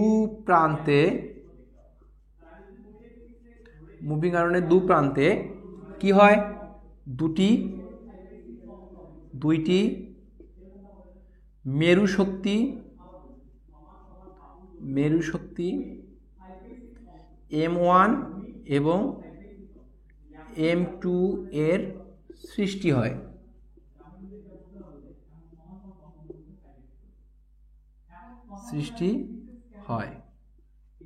ওকে, আচ্ছা।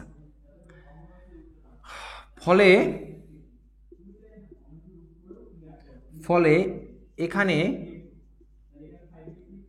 একটি বিকর্ষণ বল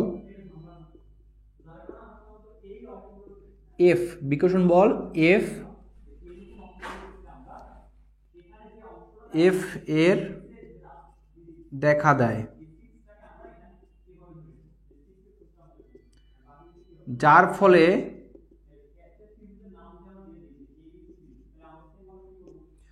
ফলে কি হয়? যার ফলে আয়রন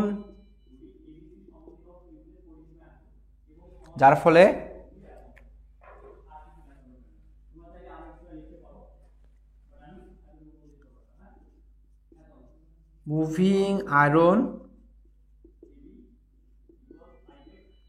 সরে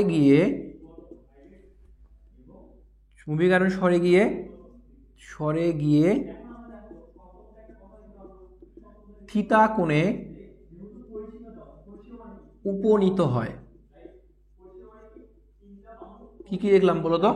দেখো খেয়াল করো, আচ্ছা দেখো, রিপালশন টাইপ মুভিং আয়রন ইনস্ট্রুমেন্টের মধ্য দিয়ে কারেন্ট প্রবাহিত করলে দুটি আয়রন, ফিক্সড আয়রন এবং মুভিং আয়রনের দু প্রান্তে দুটি মেরু শক্তি M1 এবং M2 এর সৃষ্টি হয়।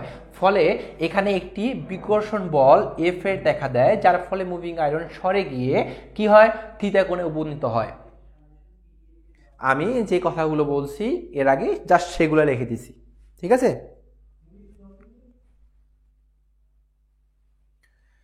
সদীপ বলছো ভাইয়া আলফা আর থিতা এর মান কি ইকুয়াল? হ্যাঁ, এই থিতা মানে এই কোণটাও যতটুকু, এই কোণটাও ঠিক ততটুকু হবে, ঠিক আছে, ইকুয়াল। আচ্ছা, তো দেখো এবার আসো যে এখানে আমরা আরেকটু ডিটেলসে বর্ণনা দিতে পারি। এখানে একটু খেয়াল করো, এই বৃত্তের মাঝে আমরা একটা কি দেখতে পাচ্ছি, বাইরে থেকে একটা ত্রিভুজ দেখতে পাচ্ছি, যে ত্রিভুজটা হচ্ছে ও এ বি ত্রিভুজ, বৃত্তের মাঝখানে বাইরে থেকে দেখতে পাচ্ছি। এবং ভেতরের দিকে যদি তাকাই তাহলে দেখতে পাচ্ছি যে একটা ত্রিভুজ হচ্ছে ও বি সি ত্রিভুজ এবং অন্য আরেকটি ত্রিভুজ হচ্ছে ও এ সি ত্রিভুজ, তাই না? আচ্ছা, তো এবার আমরা লিখতে পারি যে এখানে ব্যাসার্ধ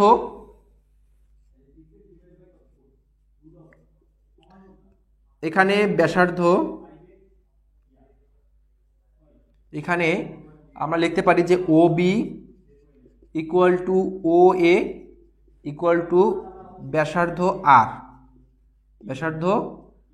আর, ঠিক আছে, লিখলাম। আচ্ছা, তারপর দেখো, তারপর কি লেখা যাবে এখানে, তারপর হচ্ছে লেখা যাবে, আচ্ছা আমি তো এখানে দেখো এই যে এখানে আলফা প্লাস থিটা বাই 2 লিখছি, তো ঠিক একইভাবে তো এখানেও আলফা প্লাস থিটা বাই 2 লেখা যায়, তাই না? আলফা প্লাস থিটা বাই 2 লেখা যায়। আচ্ছা, তো দেখো তারপর এখানে কি লিখবো, তারপর হচ্ছে এখানে আমরা লিখতে পারি যে হচ্ছে ওকে, এখানে আর তেমন কিছু লেখার দরকার নেই, জাস্ট আমরা এখন ক্যালকুলেশনে চলে যাই, ঠিক আছে, আমরা ডাইরেক্ট আমরা ক্যালকুলেশনে চলে যাই। দেখো ক্যালকুলেশনটা কি এখানে, ও আরেকটা বিষয় দেখো, এখানে এই যে এ থেকে বি এর একটা দূরত্ব আমরা পেয়েছি না, এ থেকে বি এর দূরত্ব কত, এখানে ডি পেয়েছিলাম, কি পেয়েছিলাম, ডি পেয়েছিলাম। তো এই ডিটাকে আমরা এখানে দেখাতে পারি, এই যে এ বিন্দু, এই যে বি বিন্দু, তাহলে এ থেকে বি এরও একটা আমরা এখানে দূরত্ব পাচ্ছি, কি পাচ্ছি, ডি পাচ্ছি। তো এইটাই জাস্ট দেখাইছি, এই যে এখানে যে ডিটা আছে, এই ডিটাকেই আমরা এ থেকে বি এর এই যে দূরত্ব ডি দেখাই দিয়েছি, ঠিক আছে। আমরা এখানে লিখতে পারি যে এ থেকে বি এর দূরত্ব কত, বি এর দূরত্ব ডি, ওকে।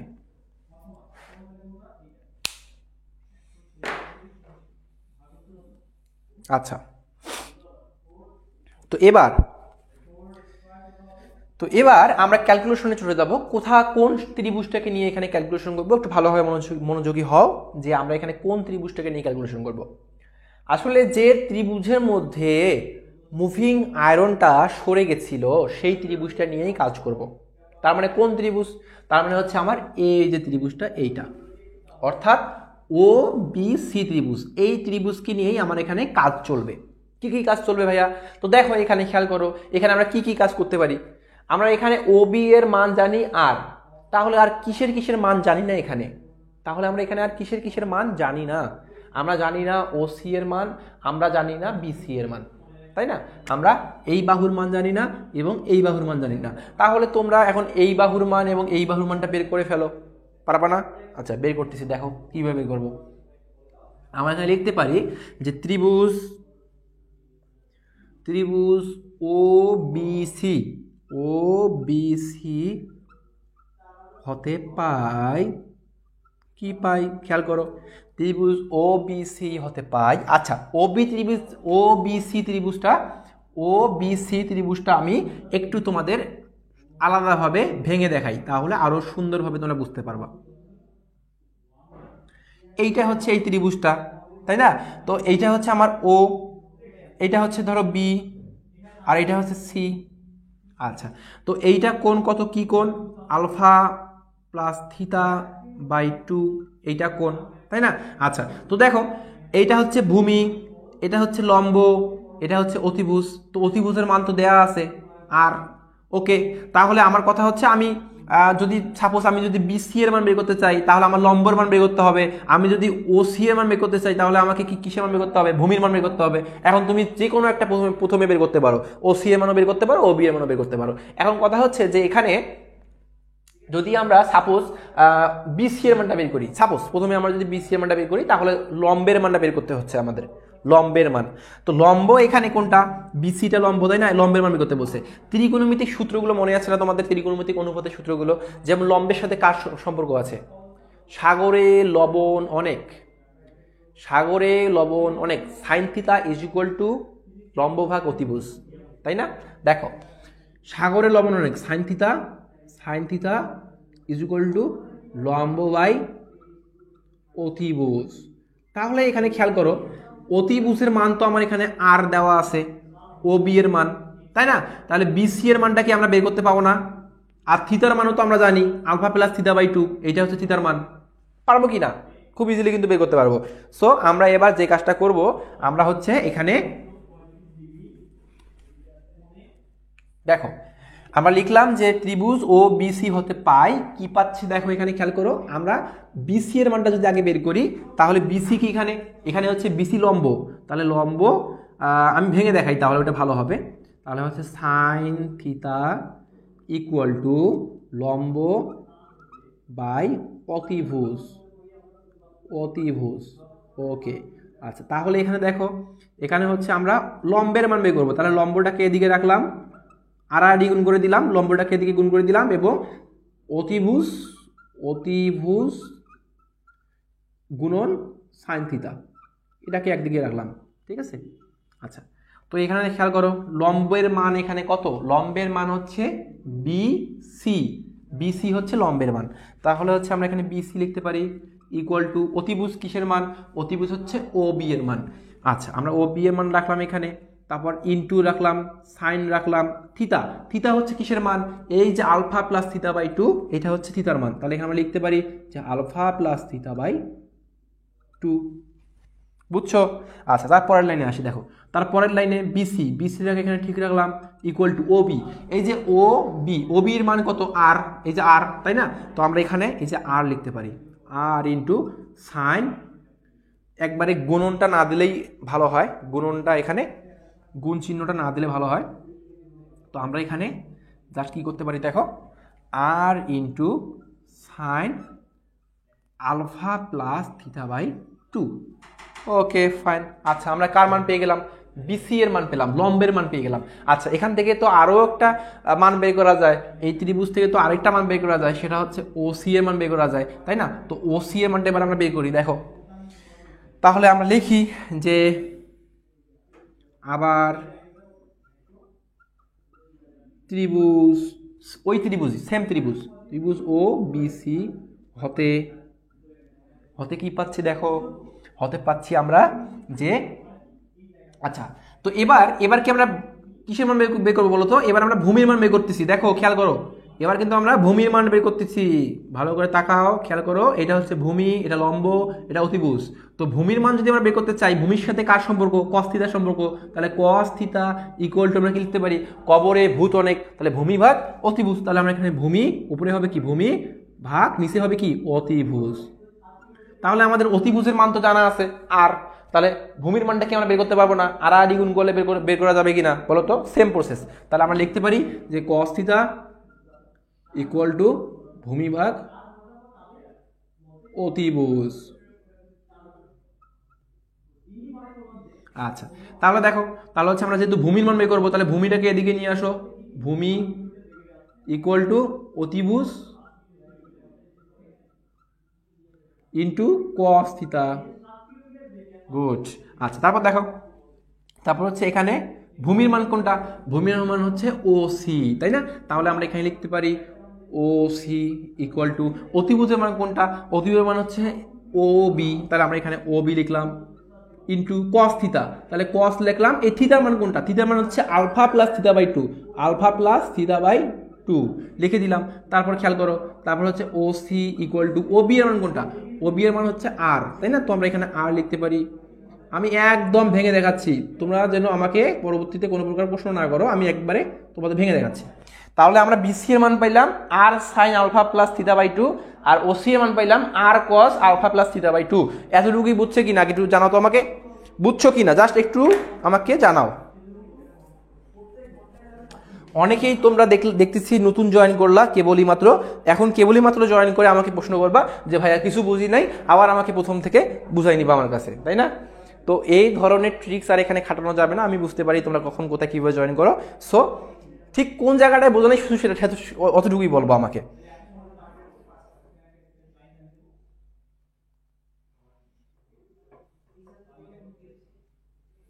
আচ্ছা, তো এবার দেখো, এবার খেয়াল করো,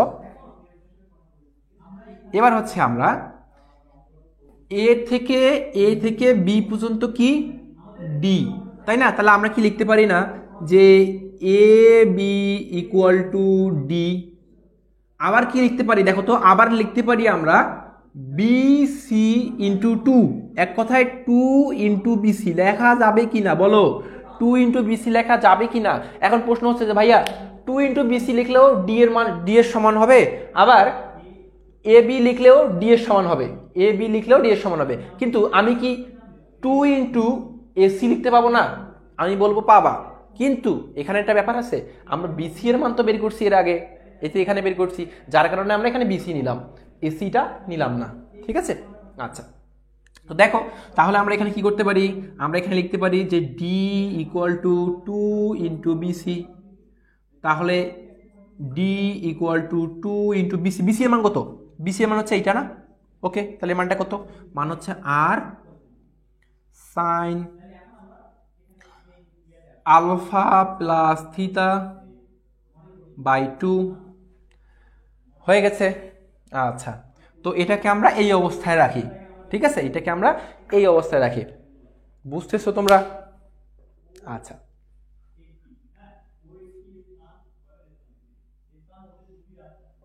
আচ্ছা, একজন বলছো, সত্যজিৎ বলছো ভাইয়া পিথাগোরাসের সূত্র দিয়ে করতে পারবো না। পিথাগোরাসের সূত্র কি বলে ভাইয়া? দেখো তো, পিথাগোরাসের সূত্র তোমাকে বলে যে অতিভুজ স্কোয়ার ইকুয়াল টু লম্ব স্কোয়ার প্লাস ভূমি স্কোয়ার, বাট তোমার এখানে একটা বাহুর মান দেওয়া আছে, সেটা হচ্ছে শুধুমাত্র আর, মানে এক কথায় ও বি এর মান দেওয়া আছে, একটা বাহুর মান দেওয়া থাকলে তুমি কিভাবে পিথাগোরাসের সূত্র সেখানে অ্যাপ্লাই করবা একটু ভেবে দেখো। ওকে, আচ্ছা, তো এবার আসো, এবার হচ্ছে আমরা যে কাজটা করব সেটি হচ্ছে এই যে বলেছিলাম না, এটা একটা ধরো ফিক্সড আয়রন আর এটা হচ্ছে আমার মুভিং আয়রন, তাই না? তো এই ফিক্সড আয়রন এবং মুভিং আয়রনের এই মাথায় এবং এই মাথায় কি হচ্ছে, মেরু শক্তি সৃষ্টি হচ্ছে, সেটা সমজাতীয়, ফলে সেখানে কি হচ্ছে, একটা বিকর্ষণ বল কাজ করছে, যে বিকর্ষণ বলটাকে আমরা এখানে এই যে এফ ধরেছিলাম। সো আমরা এবারে এফ বলের মানটা বের করতে পারি। তাহলে আমরা লিখতে পারি যে কুলম্বের সূত্র অনুসারে, কি লিখতে পারি এখানে, যে কুলম্বের সূত্র অনুসারে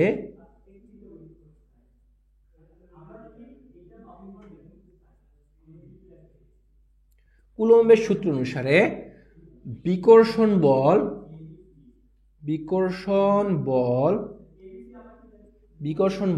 দেখো, বিকর্ষণ বল কি হবে, বিকর্ষণ বল এফ, তাই না? বিকর্ষণ বল কি, এফ।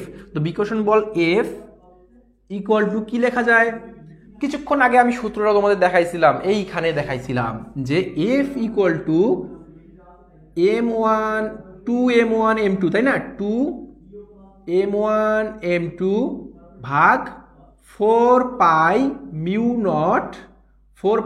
নট ডি স্কোয়ার, তাই না? এটা দেখাইছিলাম, তো এই সূত্রটা কিছুক্ষণ আগে দেখাইছিলাম, তো সেই সূত্রটাই জাস্ট এখানে অ্যাপ্লাই হবে। আমরা সেই সূত্রটাই এখানে বসাবো, যে এখানে 2m1 m2 ভাগ কি হবে, 4 pi mu nought d square. Okay, বুঝছো?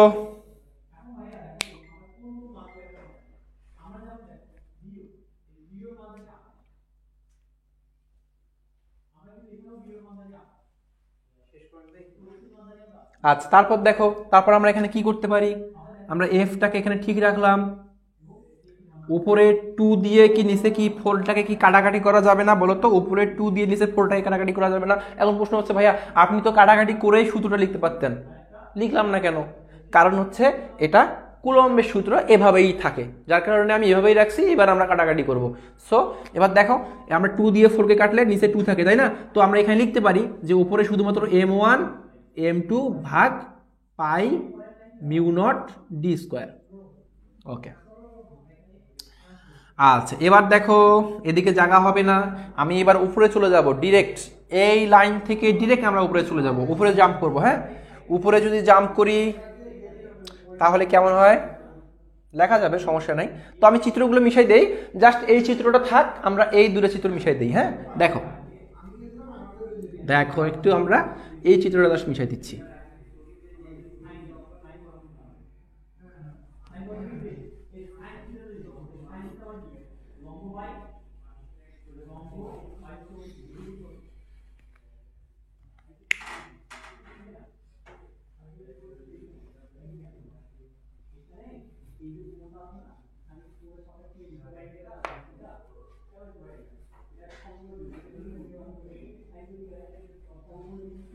আচ্ছা দেখো, তো এতটুকু জায়গার মধ্যে হয়ে যাবে ইনশাল্লাহ।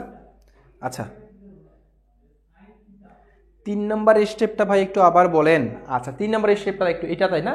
আচ্ছা দেখো এখানে আমরা এখান থেকে ইন্ডিভিজুয়ালি আলাদাভাবে ডি এর মানটা জাস্ট বের করে নিব। এই ডি এর মানটা, তো ডি এর মানটা দেখতে পাচ্ছি যে এ থেকে বি এর দূরত্ব হচ্ছে ডি। আবার লেখা যায় যে বিসি ইন্টু 2, মানে এইটা আর এইটা, খেয়াল করো এইটা অর্ধেক, তাহলে এইটাকে আমি 2 দ্বারা গুণ করলে, মানে এক কথায় বি থেকে সিটাকে, বি সিটাকে আমি যদি 2 দ্বারা গুণ করি তাহলে এই ডি এর মানটা পাবো। তো সেই কাজটা আমরা এখানে করছি। করার পর এখানে দেখো ডি ইজ ইকুয়াল টু এই যে 2 ইন্টু বিসি এখানে রাখলাম, রাখার পর ডিটাকে এখানে ঠিক রাখলাম, 2টাকে এখানে ঠিক রাখলাম। বিসি এর মান হচ্ছে r sine theta by alpha plus theta by 2, এটা ঠিক রাখলাম।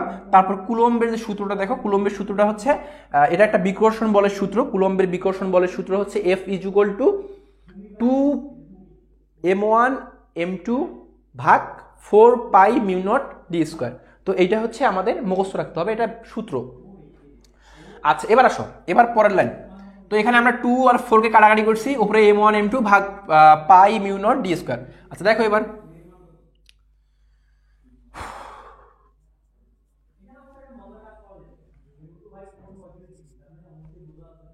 তাহলে এফ ইজ ইকুয়াল টু উপরে m1 m2, নিচে হচ্ছে পাই, এই যে 2 কাটাকাটি করলে 2 হয়, এখানে তো আমি 2 লিখি নাই, 2 লিখতে হবে। এই যে 2 কে 4 দ্বারা কাটলে 2 হয়, এই যে 2টাকে এখানে নিচে লিখছি। ওকে, তাহলে আমরা এখানে 2, তারপর দেখো 2 পাই মিউ নট কি হবে ডি স্কোয়ার। ওকে ফাইন। আচ্ছা দেখো, তো এখানে আমি তো ওই লাইনটাই আবার লিখলাম, তাই না?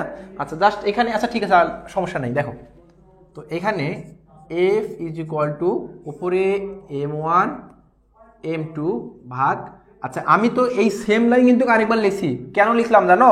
কারণ হচ্ছে আমি এই শেষের থেকে আবার উপরে আসতেছি, তো যার কারণে বুঝতে সুবিধা হওয়ার কারণে সেম লাইনটা আবার লিখছি। তোমরা সেম লাইনটা আবার লিখবা না, জাস্ট এই লাইনটা মুছাই দিয়ে এই লাইনটা লিখবা। ওকে, তারপর এখানে 2 পাই মিউ নট, ডি এর মান কোথায়? ডি এর মান তো হচ্ছে ভাইয়া এইটা, এটা হচ্ছে ডি এর মান। তাহলে এখানে ডি এর মান কত? ডি এর মান হচ্ছে এখানে যে 2, ডি এর মান কি পাচ্ছি 2 r sine alpha plus theta by 2। তারপর কি আছে? স্কোয়ার আছে, স্কোয়ার দিয়ে দাও। ডি এর উপরে স্কোয়ার আছে বিধায় এখানে স্কোয়ার দিয়ে দিলাম। আচ্ছা তারপর দেখো এফ ইজ ইকুয়াল টু উপরে m1 m2 ভাগ কি হবে? ভাগ হবে 2 পাই মিউ নট 2 এর উপর স্কোয়ার হলে হবে 4 দিলাম, আর এর উপর স্কোয়ার হবে আর স্কোয়ার, সাইনের উপর স্কোয়ার হলে সাইন স্কোয়ার থিটা, থিটা বলতে হচ্ছে আলফা প্লাস থিটা বাই 2। সেই বিশাল একটা প্রমাণ, আমি নিজেই হাঁপাই গেছি।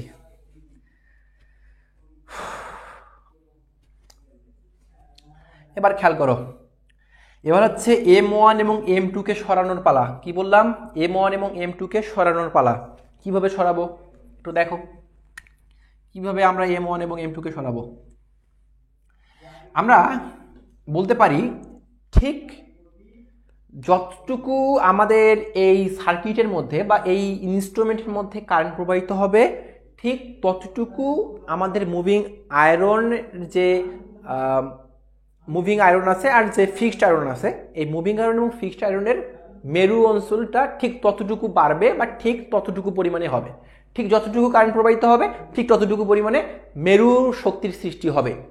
ওকে, আচ্ছা, তাহলে আমরা কি লিখতে পারি না যে ঠিক যতটুকু যদি কারেন্ট বাড়ে, কথার অর্থ হচ্ছে আই সমানুপাতিক M1, আবার ওই কথাটা হচ্ছে আই সমানুপাতিক M2, তাই কিনা বলো? তাহলে প্রথমটার দিকে তাকাও, তাহলে এখানে একটু খেয়াল করো কি করা যায়। এখানে আইটাকে ঠিক রাখলাম, সমানুপাতিক চিহ্ন উঠে দিয়ে সমান চিহ্ন নিয়ে আসলাম, আর সমানুপাতিক চিহ্ন উঠে গেলে একটা ধ্রুবক আসবে, সেটা হচ্ছে কে, আর M1টা এখানে ঠিক রাখলাম। ওকে, আচ্ছা, তারপর এখানে খেয়াল করো, এখানে হচ্ছে সেম একইভাবে আচ্ছা এটা শেষ করি। এখানে কে এর মান ধরলাম 1, যদি কে এর মান 1 ধরি তাহলে আমরা কি হবো, শুধুমাত্র M1, এক কথায় আই সমানুপাতিক M1 পাচ্ছি, তাই না? বা আই সমান M1, তাই না? আই সমান M1 পাচ্ছি, কিন্তু এটা একটু ভালো করে খেয়াল করবা। দেখো আমি আবারও দেখাই তোমাদের, কি বললাম যে যতটুকু পরিমাণে কারেন্ট প্রবাহিত হবে ঠিক ততটুকু পরিমাণে মেরু শক্তি সৃষ্টি হবে, তাহলে আই সমানুপাতিক M1। তাহলে এখানে আমাদের আই সমানুপাতিক চিহ্ন উঠে গিয়ে সমান বসবে, আর সমানুপাতিক চিহ্ন উঠে যাওয়ার কারণে এখানে একটা ধ্রুবক বসবে, সেটা কে। আর কে এর মান যদি তুমি 1 ধরো, কে এর মান 1 ধরলে হবে 1 এর সাথে M1 গুণ করলে M1 হয়। সো আমরা আই ইকুয়াল টু M1 লিখতে পারি, অনুরূপভাবে আমরা আই ইকুয়াল টু M2ও লিখতে পারবো অনুরূপভাবে। তাহলে আমরা দেখো M1 এর মান হচ্ছে আই, M2 এর মান হচ্ছে আই, তাহলে এখানে M1 এবং M2 এর মান কি লিখতে পাবো না? বলো তো, পাবো তো, অবশ্যই পাবো।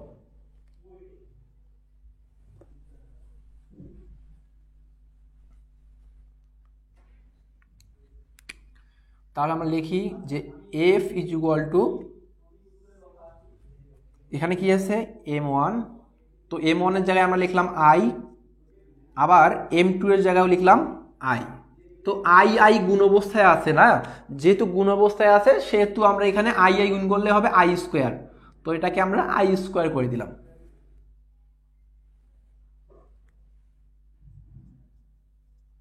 ওকে, তারপর নিচে কি আছে 2 পাই।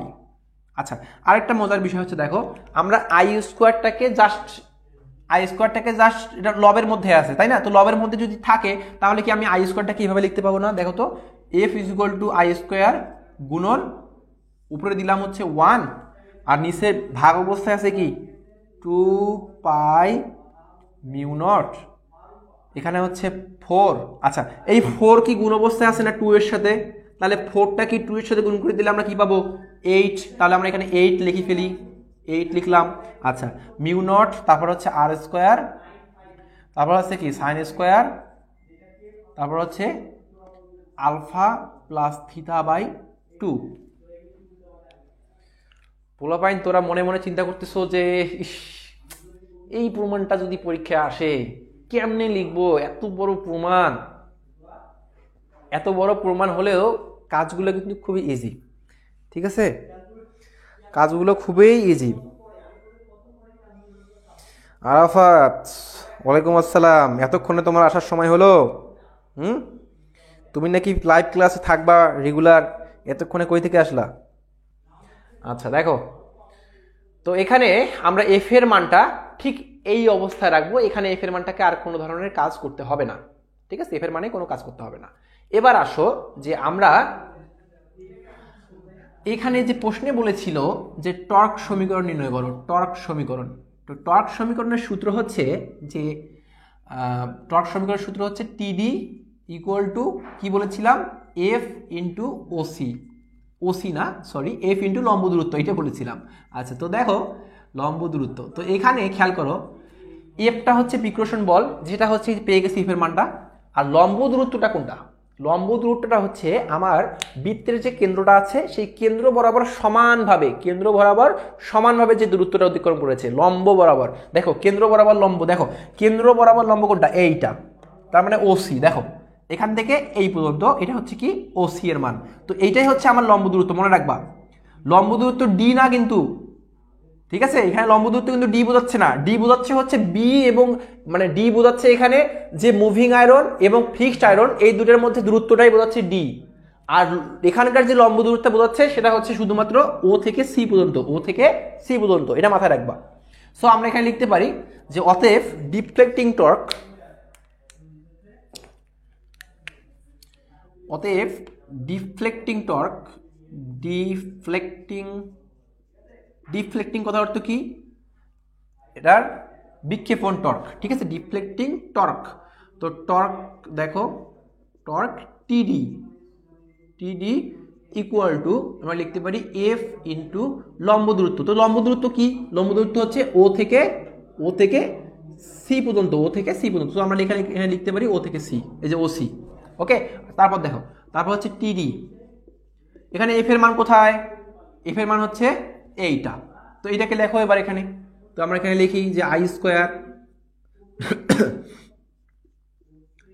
Square into 1/8 pi mu naught r square sine square alpha plus theta by 2 into কি আছে ওসি। তো এবার আমরা ওসি এর মানটা লিখবো। তো এই চিত্রটার প্রয়োজন নাই আমাদের, হ্যাঁ, আমরা এই চিত্রটা মিশাই দিই, এই চিত্রটা আমরা প্রয়োজন নাই। ওকে, আমরা এই চিত্রটা মিশাই দিই, এই চিত্রটার এখানে প্রয়োজন নাই। এখন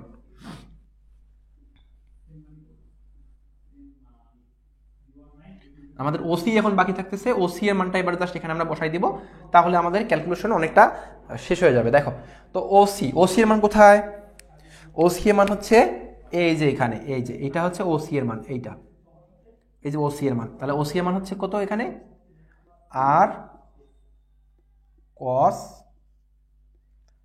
আলফা প্লাস থিটা বাই 2।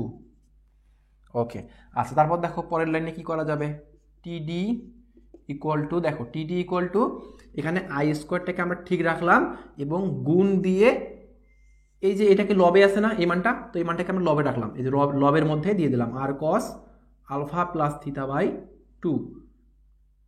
একটু ভিজিমিজি হয়ে গেছে, আমি একটু ফ্রেশ করে লেখার ট্রাই করি, আলফা প্লাস থিটা বাই 2। তারপর নিচে কি আছে, 8 pi mu naught r square sine square alpha plus theta by 2। Okay, আচ্ছা, তো এখানে দেখো খেয়াল করো একটু, এই যে মানটা দেখতে পাচ্ছ যে এখানে একটু, এখানে তোমরা চাইলে সিম্পলিফাই করতে পারো, মানে মডিফাই করতে পারো, এই যে আর কেটে দেওয়া যায়, তাহলে নিচে একটা আর থাকতেছে, জাগগে কেটে দিতে পারো, কেটে দিয়ে পরের লাইনে আসতে পারো।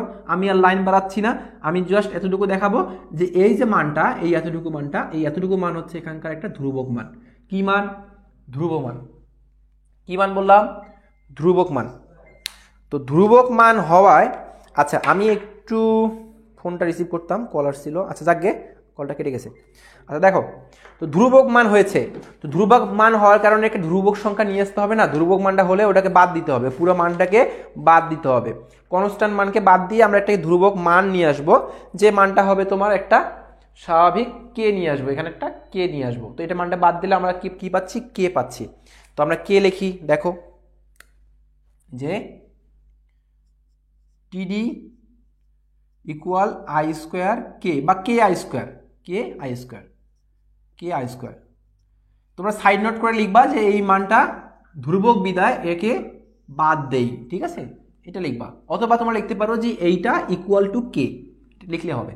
আচ্ছা, তারপর দেখো, তারপর হচ্ছে এখানে কি করব, তারপর হচ্ছে আমরা কে যদি আমরা উঠাই দেই, কে উঠাই দিলে কি আসবে, কে এর মান বসাবো না, জাস্ট কেটাকে উঠাই দিব, তাহলে আমরা লিখতে পারি অতএব টিডি সমানুপাতিক আই স্কোয়ার, কে এর মান উঠাই দিলে আই স্কোয়ার আসবে। আচ্ছা, তো এখন যে মানটা আমরা পেয়েছি এই যে টিডি সমানুপাতিক আই স্কোয়ার, এইটা হচ্ছে আমার একটা প্রমাণিত, যেটা হচ্ছে এই যে টর্ক সমীকরণ, এই যে টিডি মানে ডিফ্লেক্টিং টর্ক সমানুপাতিক আই স্কোয়ার, তাহলে কারেন্টের সাথে কি হবে, ডিফ্লেক্টিং টর্ক সমানুপাতিক হবে, এটা প্রমাণিত। জাস্ট আমরা এতটুকু প্রমাণিত করলাম, এখনো কিন্তু শেষ হয়নি, আমাদের এখনো থিটার সমানুপাতিক আই স্কোয়ার দেখাতে হবে, এখনো কিন্তু শেষ হয়নি, হ্যাঁ, এখনো কিন্তু আমাদের শেষ হয়নি, খেয়াল করো। আচ্ছা, তোমরা চাইলে এখানে এইটুকু জায়গা একটু স্ক্রিনশট নিয়ে নিতে পারো, তোমাদের কাজে লাগতে পারে, স্ক্রিনশট চাইলে নিতে পারো। ওকে, আচ্ছা, তারপর এখন আমরা যে কাজটা করব,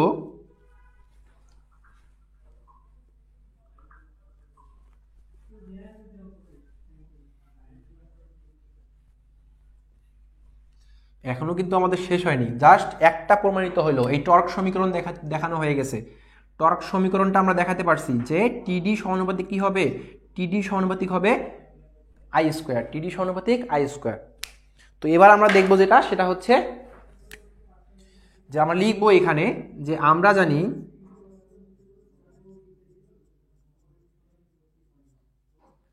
স্প্রিং কন্ট্রোলের ক্ষেত্রে, স্প্রিং কন্ট্রোলের ক্ষেত্রে স্প্রিং কন্ট্রোলের ক্ষেত্রে টিসি, হ্যাঁ, টিসি সমানুপাতিক থিতা।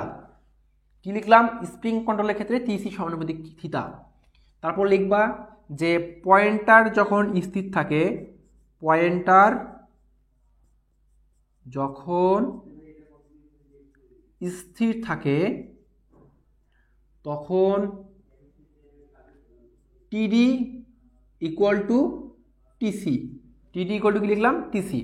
তাহলে আমরা লিখতে পারি না যে অতএব, দেখো খেয়াল করো, টিডি ইকুয়াল টু যদি টিসি হয়, টিডি সমানুপাতিক আই স্কোয়ার, আবার টিসি সমানুপাতিক আই স্কোয়ার। টিডি ইকুয়াল টু যদি টিসি হয় তাহলে এই দুইটাকে ধরো সমান, টিডিও সমান টিসিও সমান, তাহলে টিডি ইকুয়াল টু যদি টিসি হয় তাহলে কি আই স্কোয়ার সমানুপাতিক থিতা হবে না? দুটো সমানুপাতিকের মধ্যে একটা সমানুপাতিক নাও, আর আই স্কোয়ার সমানুপাতিক থিতা হবে কিনা বলো, অথবা থিতা সমানুপাতিক আই স্কোয়ার হবে কিনা, একই তো বিষয়। তাহলে আমরা লিখতে পারি যে থিতা সমানুপাতিক আই স্কোয়ার। এইটা হচ্ছে আমাদের আরেকটা প্রমাণিত। শেষ।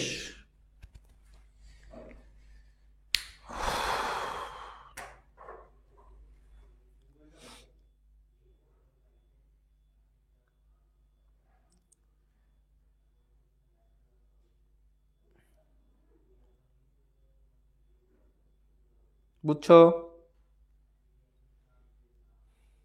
না বোঝার এখানে কিচ্ছু নাই। তোমরা চাইলে এরপর আবার বেশ কয়েকবার তোমরা এটা রেকর্ডেড ক্লাস দেখতে পারবা, সেখান থেকে দেখে বুঝে নিও। আমি যতটুকু চেষ্টা করছি আমার সাধ্য অনুযায়ী আমি বোঝানোর, বাকিটা আল্লাহ ভরসা। এখন তোমাদের ওপর। তানভীর বলছো মাথা ঘুরে গেছে।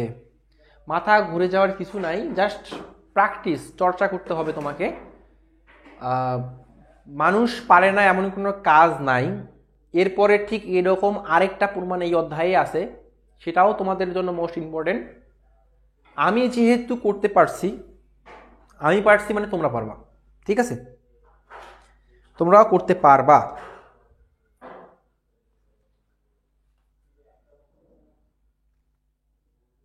শেষের লাইনটা কি করলাম? আচ্ছা দেখো, এখানে আমরা জানি স্প্রিং কন্ট্রোলের ক্ষেত্রে কন্ট্রোলিং টর্ক সমানুপাতিক থিতা।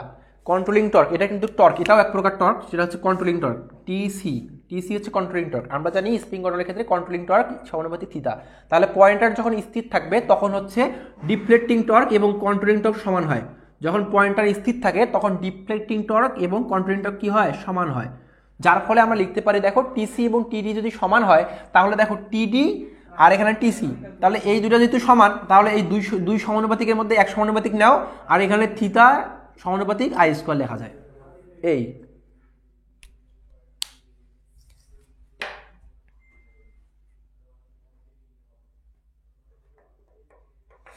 ওকে, আচ্ছা ঠিক আছে। তাহলে তোমরা এখন পর্যন্ত 6 জন আছো। শেষে জানি কি দেখানোর কথা ছিল। আচ্ছা, তবে ডাস্টারটা দিয়ে যাও।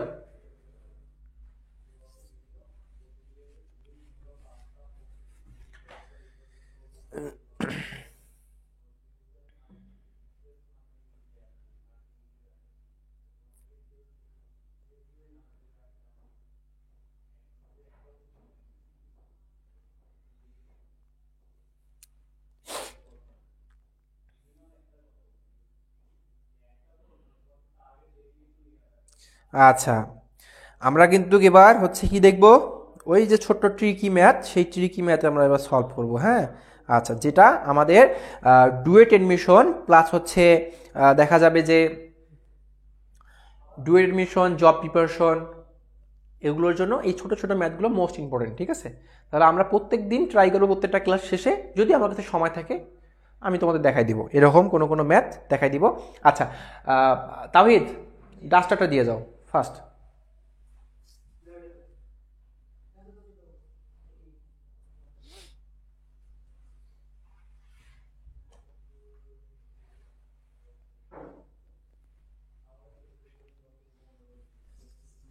আচ্ছা এটা কোথায় তাওহিদ, কি ব্যাপার, স্প্রেটা কোথায়? আচ্ছা আমার ফোনে চার্জ নেই, চার্জে লাগাও তো ফোনটা।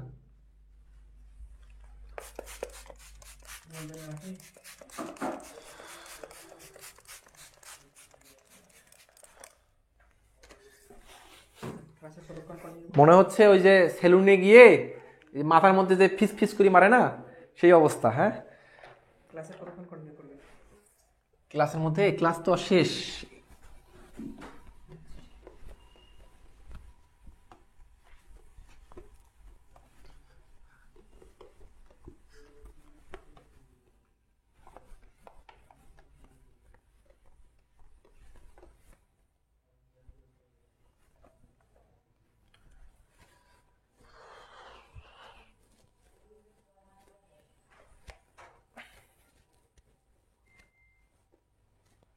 আচ্ছা দেখো, তো এখন আমি তোমাদের ম্যাথ দিচ্ছি, তোমরা যদি পারো 1 মিনিটের মধ্যে আমাকে সলভ করে অ্যান্সার দিবা, আর যদি না পারো তাহলেও আমাকে বলবা, আমি সমাধান করে দিব।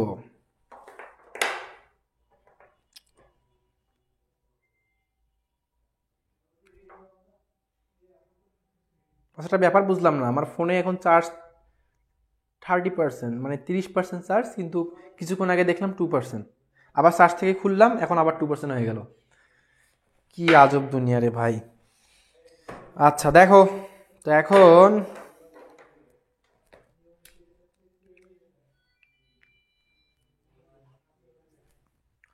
কোশ্চেনটা হচ্ছে এটা সার্কিট থাকবে, তো এখানে একটা রেজিস্ট্যান্স আছে, মার্কারে কালি নাই।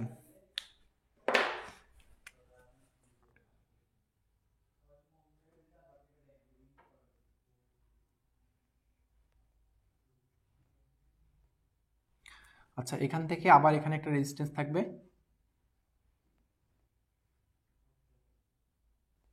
আবার এই জায়গার মধ্যে একটা রেজিস্ট্যান্স থাকবে। আচ্ছা তারপর এদিক থেকে এখানে একটা রেজিস্ট্যান্স থাকবে,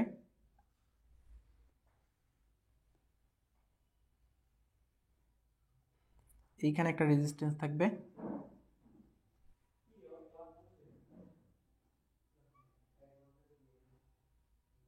এইখানে একটা রেজিস্ট্যান্স থাকবে। হ্যাঁ, এখন তোমাদের প্রশ্ন হচ্ছে যেটা, সেটা হচ্ছে আমি রেজিস্ট্যান্সগুলোর মান দিয়ে দিব, এবং এই মানগুলো অনুযায়ী তোমরা যে কাজটা করবা, আমাকে এই সার্কিটের মধ্যে যে সমতুল্য রেজিস্ট্যান্স বা আর ইকুইভ্যালেন্ট, সেই ইকুইভ্যালেন্ট রেজিস্ট্যান্সের মানটা তুমি আমাকে বের করে দিবা। 8 ওহম এটা রেজিস্ট্যান্সের মান, তারপর এই রেজিস্ট্যান্সের মান হচ্ছে 12 ওহম, তারপর এটা হচ্ছে 8 ওহম, তারপর এইটা হচ্ছে 5 ওহম, এটা হচ্ছে 3 ওহম, তারপর এটা হচ্ছে 20 ওহম। ঠিক আছে, আচ্ছা সো এটা কোশ্চেন আসছে অ্যাসিস্ট্যান্ট ইঞ্জিনিয়ার ডিপিডিসি বুয়েট 2016 সালে। হ্যাঁ, অ্যাসিস্ট্যান্ট ইঞ্জিনিয়ার পরীক্ষায় ডিপিডিসিতে বুয়েট 2016 সালে আসছে। প্রশ্নটা হচ্ছে যে ফাইন্ড আউট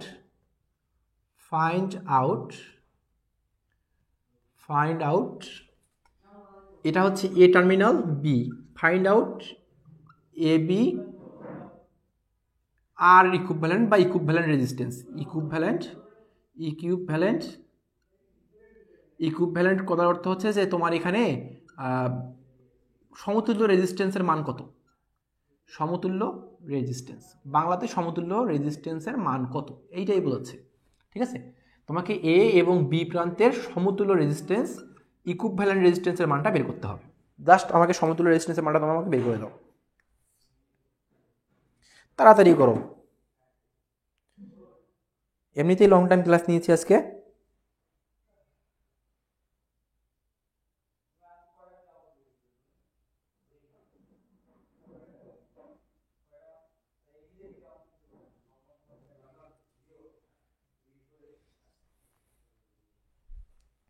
আমি সরে যাচ্ছি, হ্যাঁ তোমরা করো, আমি দেখি। আমাকে 1 মিনিটের মধ্যে সলভ করে দিবা। এখন বাঁচতেছে হচ্ছে 16, তোমরা 17 আমাকে বলবা, 17 অথবা 18-র মধ্যে বলবা, ঠিক আছে?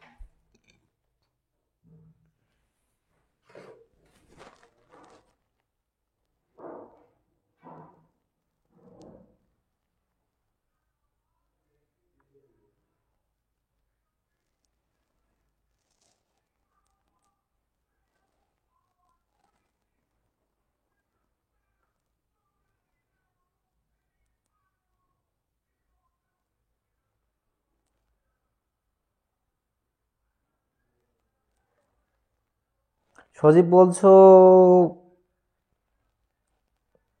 2.71 আসছে, ভুল হয়েছে, ভুল।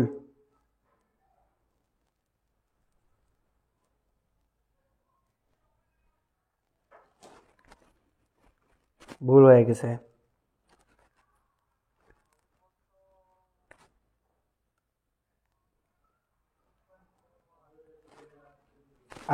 ঠিক আছে, আমি করে দিচ্ছি। হ্যাঁ দেখো, তো এখানে খেয়াল করো যে সার্কিটটার মধ্যে একটু ভালো করে তাকাও, দেখো যে এখানে একটু জাস্ট ট্রিকি করে দিয়েছে। ট্রিকি ব্যাপারটা কোথায়, এই যে এখান থেকে এই জায়গাটা থেকে এই বিন্দু থেকে আমার যে সংযুক্ত লাইনটা বের হয়েছে এই 5 ওহম, আবার এই জায়গার মধ্যে এইটা এইভাবে দেওয়ার কারণ হচ্ছে এই তারটা আমার এই যে যে সংযোগটা আছে এই সংযোগের উপর দিয়ে গেছে। কি কোন দিক দিয়ে গেছে? ওপর দিয়ে গেছে। অর্থাৎ এইটার সাথে এইটা কোনো ইলেকট্রিক্যালি কানেক্টেড না, মানে এই বাহুর সাথে এই বাহুটা ইলেকট্রিক্যালি কোনো প্রকার কানেক্টেড না। যার কারণে আমরা বুঝতেছি যে এখানে 5 ওহম এবং 3 ওহম তারা পরস্পর কিসে আছে? তারা পরস্পর সিরিজে আছে। কিসে আছে? সিরিজে আছে।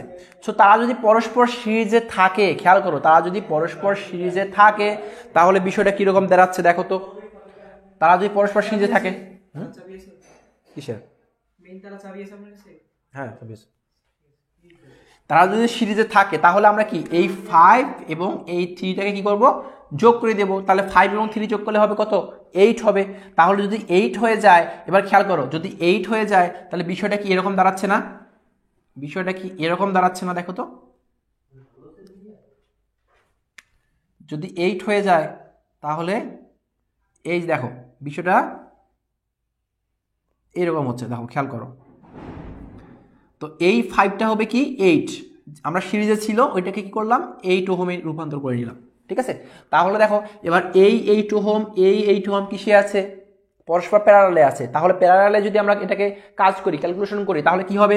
উপরে 8 গুণন 8, নিচে 8 যোগ 8, তাহলে 8 8 কত হয়? কত? 64। তাহলে 64, আর এখানে 8 8 যোগ করলে 16। তাহলে এটাকে ভাগ করো, ভাগ করলে কত হবে? হ্যাঁ, তাহলে ভাগ করলে হবে 4, তাহলে 4 ওহম। হ্যাঁ আচ্ছা, তাহলে 4 ওহম, তাহলে এই 4 ওহমটা কোথায় যাবে বলো তো? এবার এই ফোমটা কোথায় যাবে? এই দুইটা একটা হয়ে গেল, একটা হয়ে 4 ওহম হয়ে গেল। তাহলে এই দুইটাকে একটা করে ফেলছি যেহেতু, তাহলে আমরা এই লাইনটাকে বাদ দিয়ে দিই, এটা বাদ, জাস্ট এখানে আমরা 4 ওহমটা দিতে পারি। ওকে, 4 ওহম। আচ্ছা, তাহলে এবার খেয়াল করো যে এই 4 ওহম এবং এই 20 ওহম কিসে আছে? এবার সিরিজে আছে, তাই না? তো যদি সিরিজে থাকে তাহলে আমরা কি যোগ করব? তাহলে কি হবে? 24 হবে। তো 24 হলে দেখো এই দুটাকে যোগ করে 24 হলে দেখো কি করব? 24 হয়ে গেল। তারপর বাকিগুলো যা আছে সবগুলো কি হবে? প্যারালালে ক্যালকুলেশন হবে। তো প্যারালালে ক্যালকুলেশন করে যা আসবে তাই অ্যান্সার। ঠিক আছে, ঠিক আছে, সবাই ভালো থেকো, সুস্থ থেকো, দেখা হচ্ছে তোমাদের সাথে আমার আগামী ক্লাসে। হ্যাঁ, ওকে, এরকম কোশ্চেন আগামী ক্লাসগুলোতেও তোমাদের দিব একটা করে, তোমরা করবা।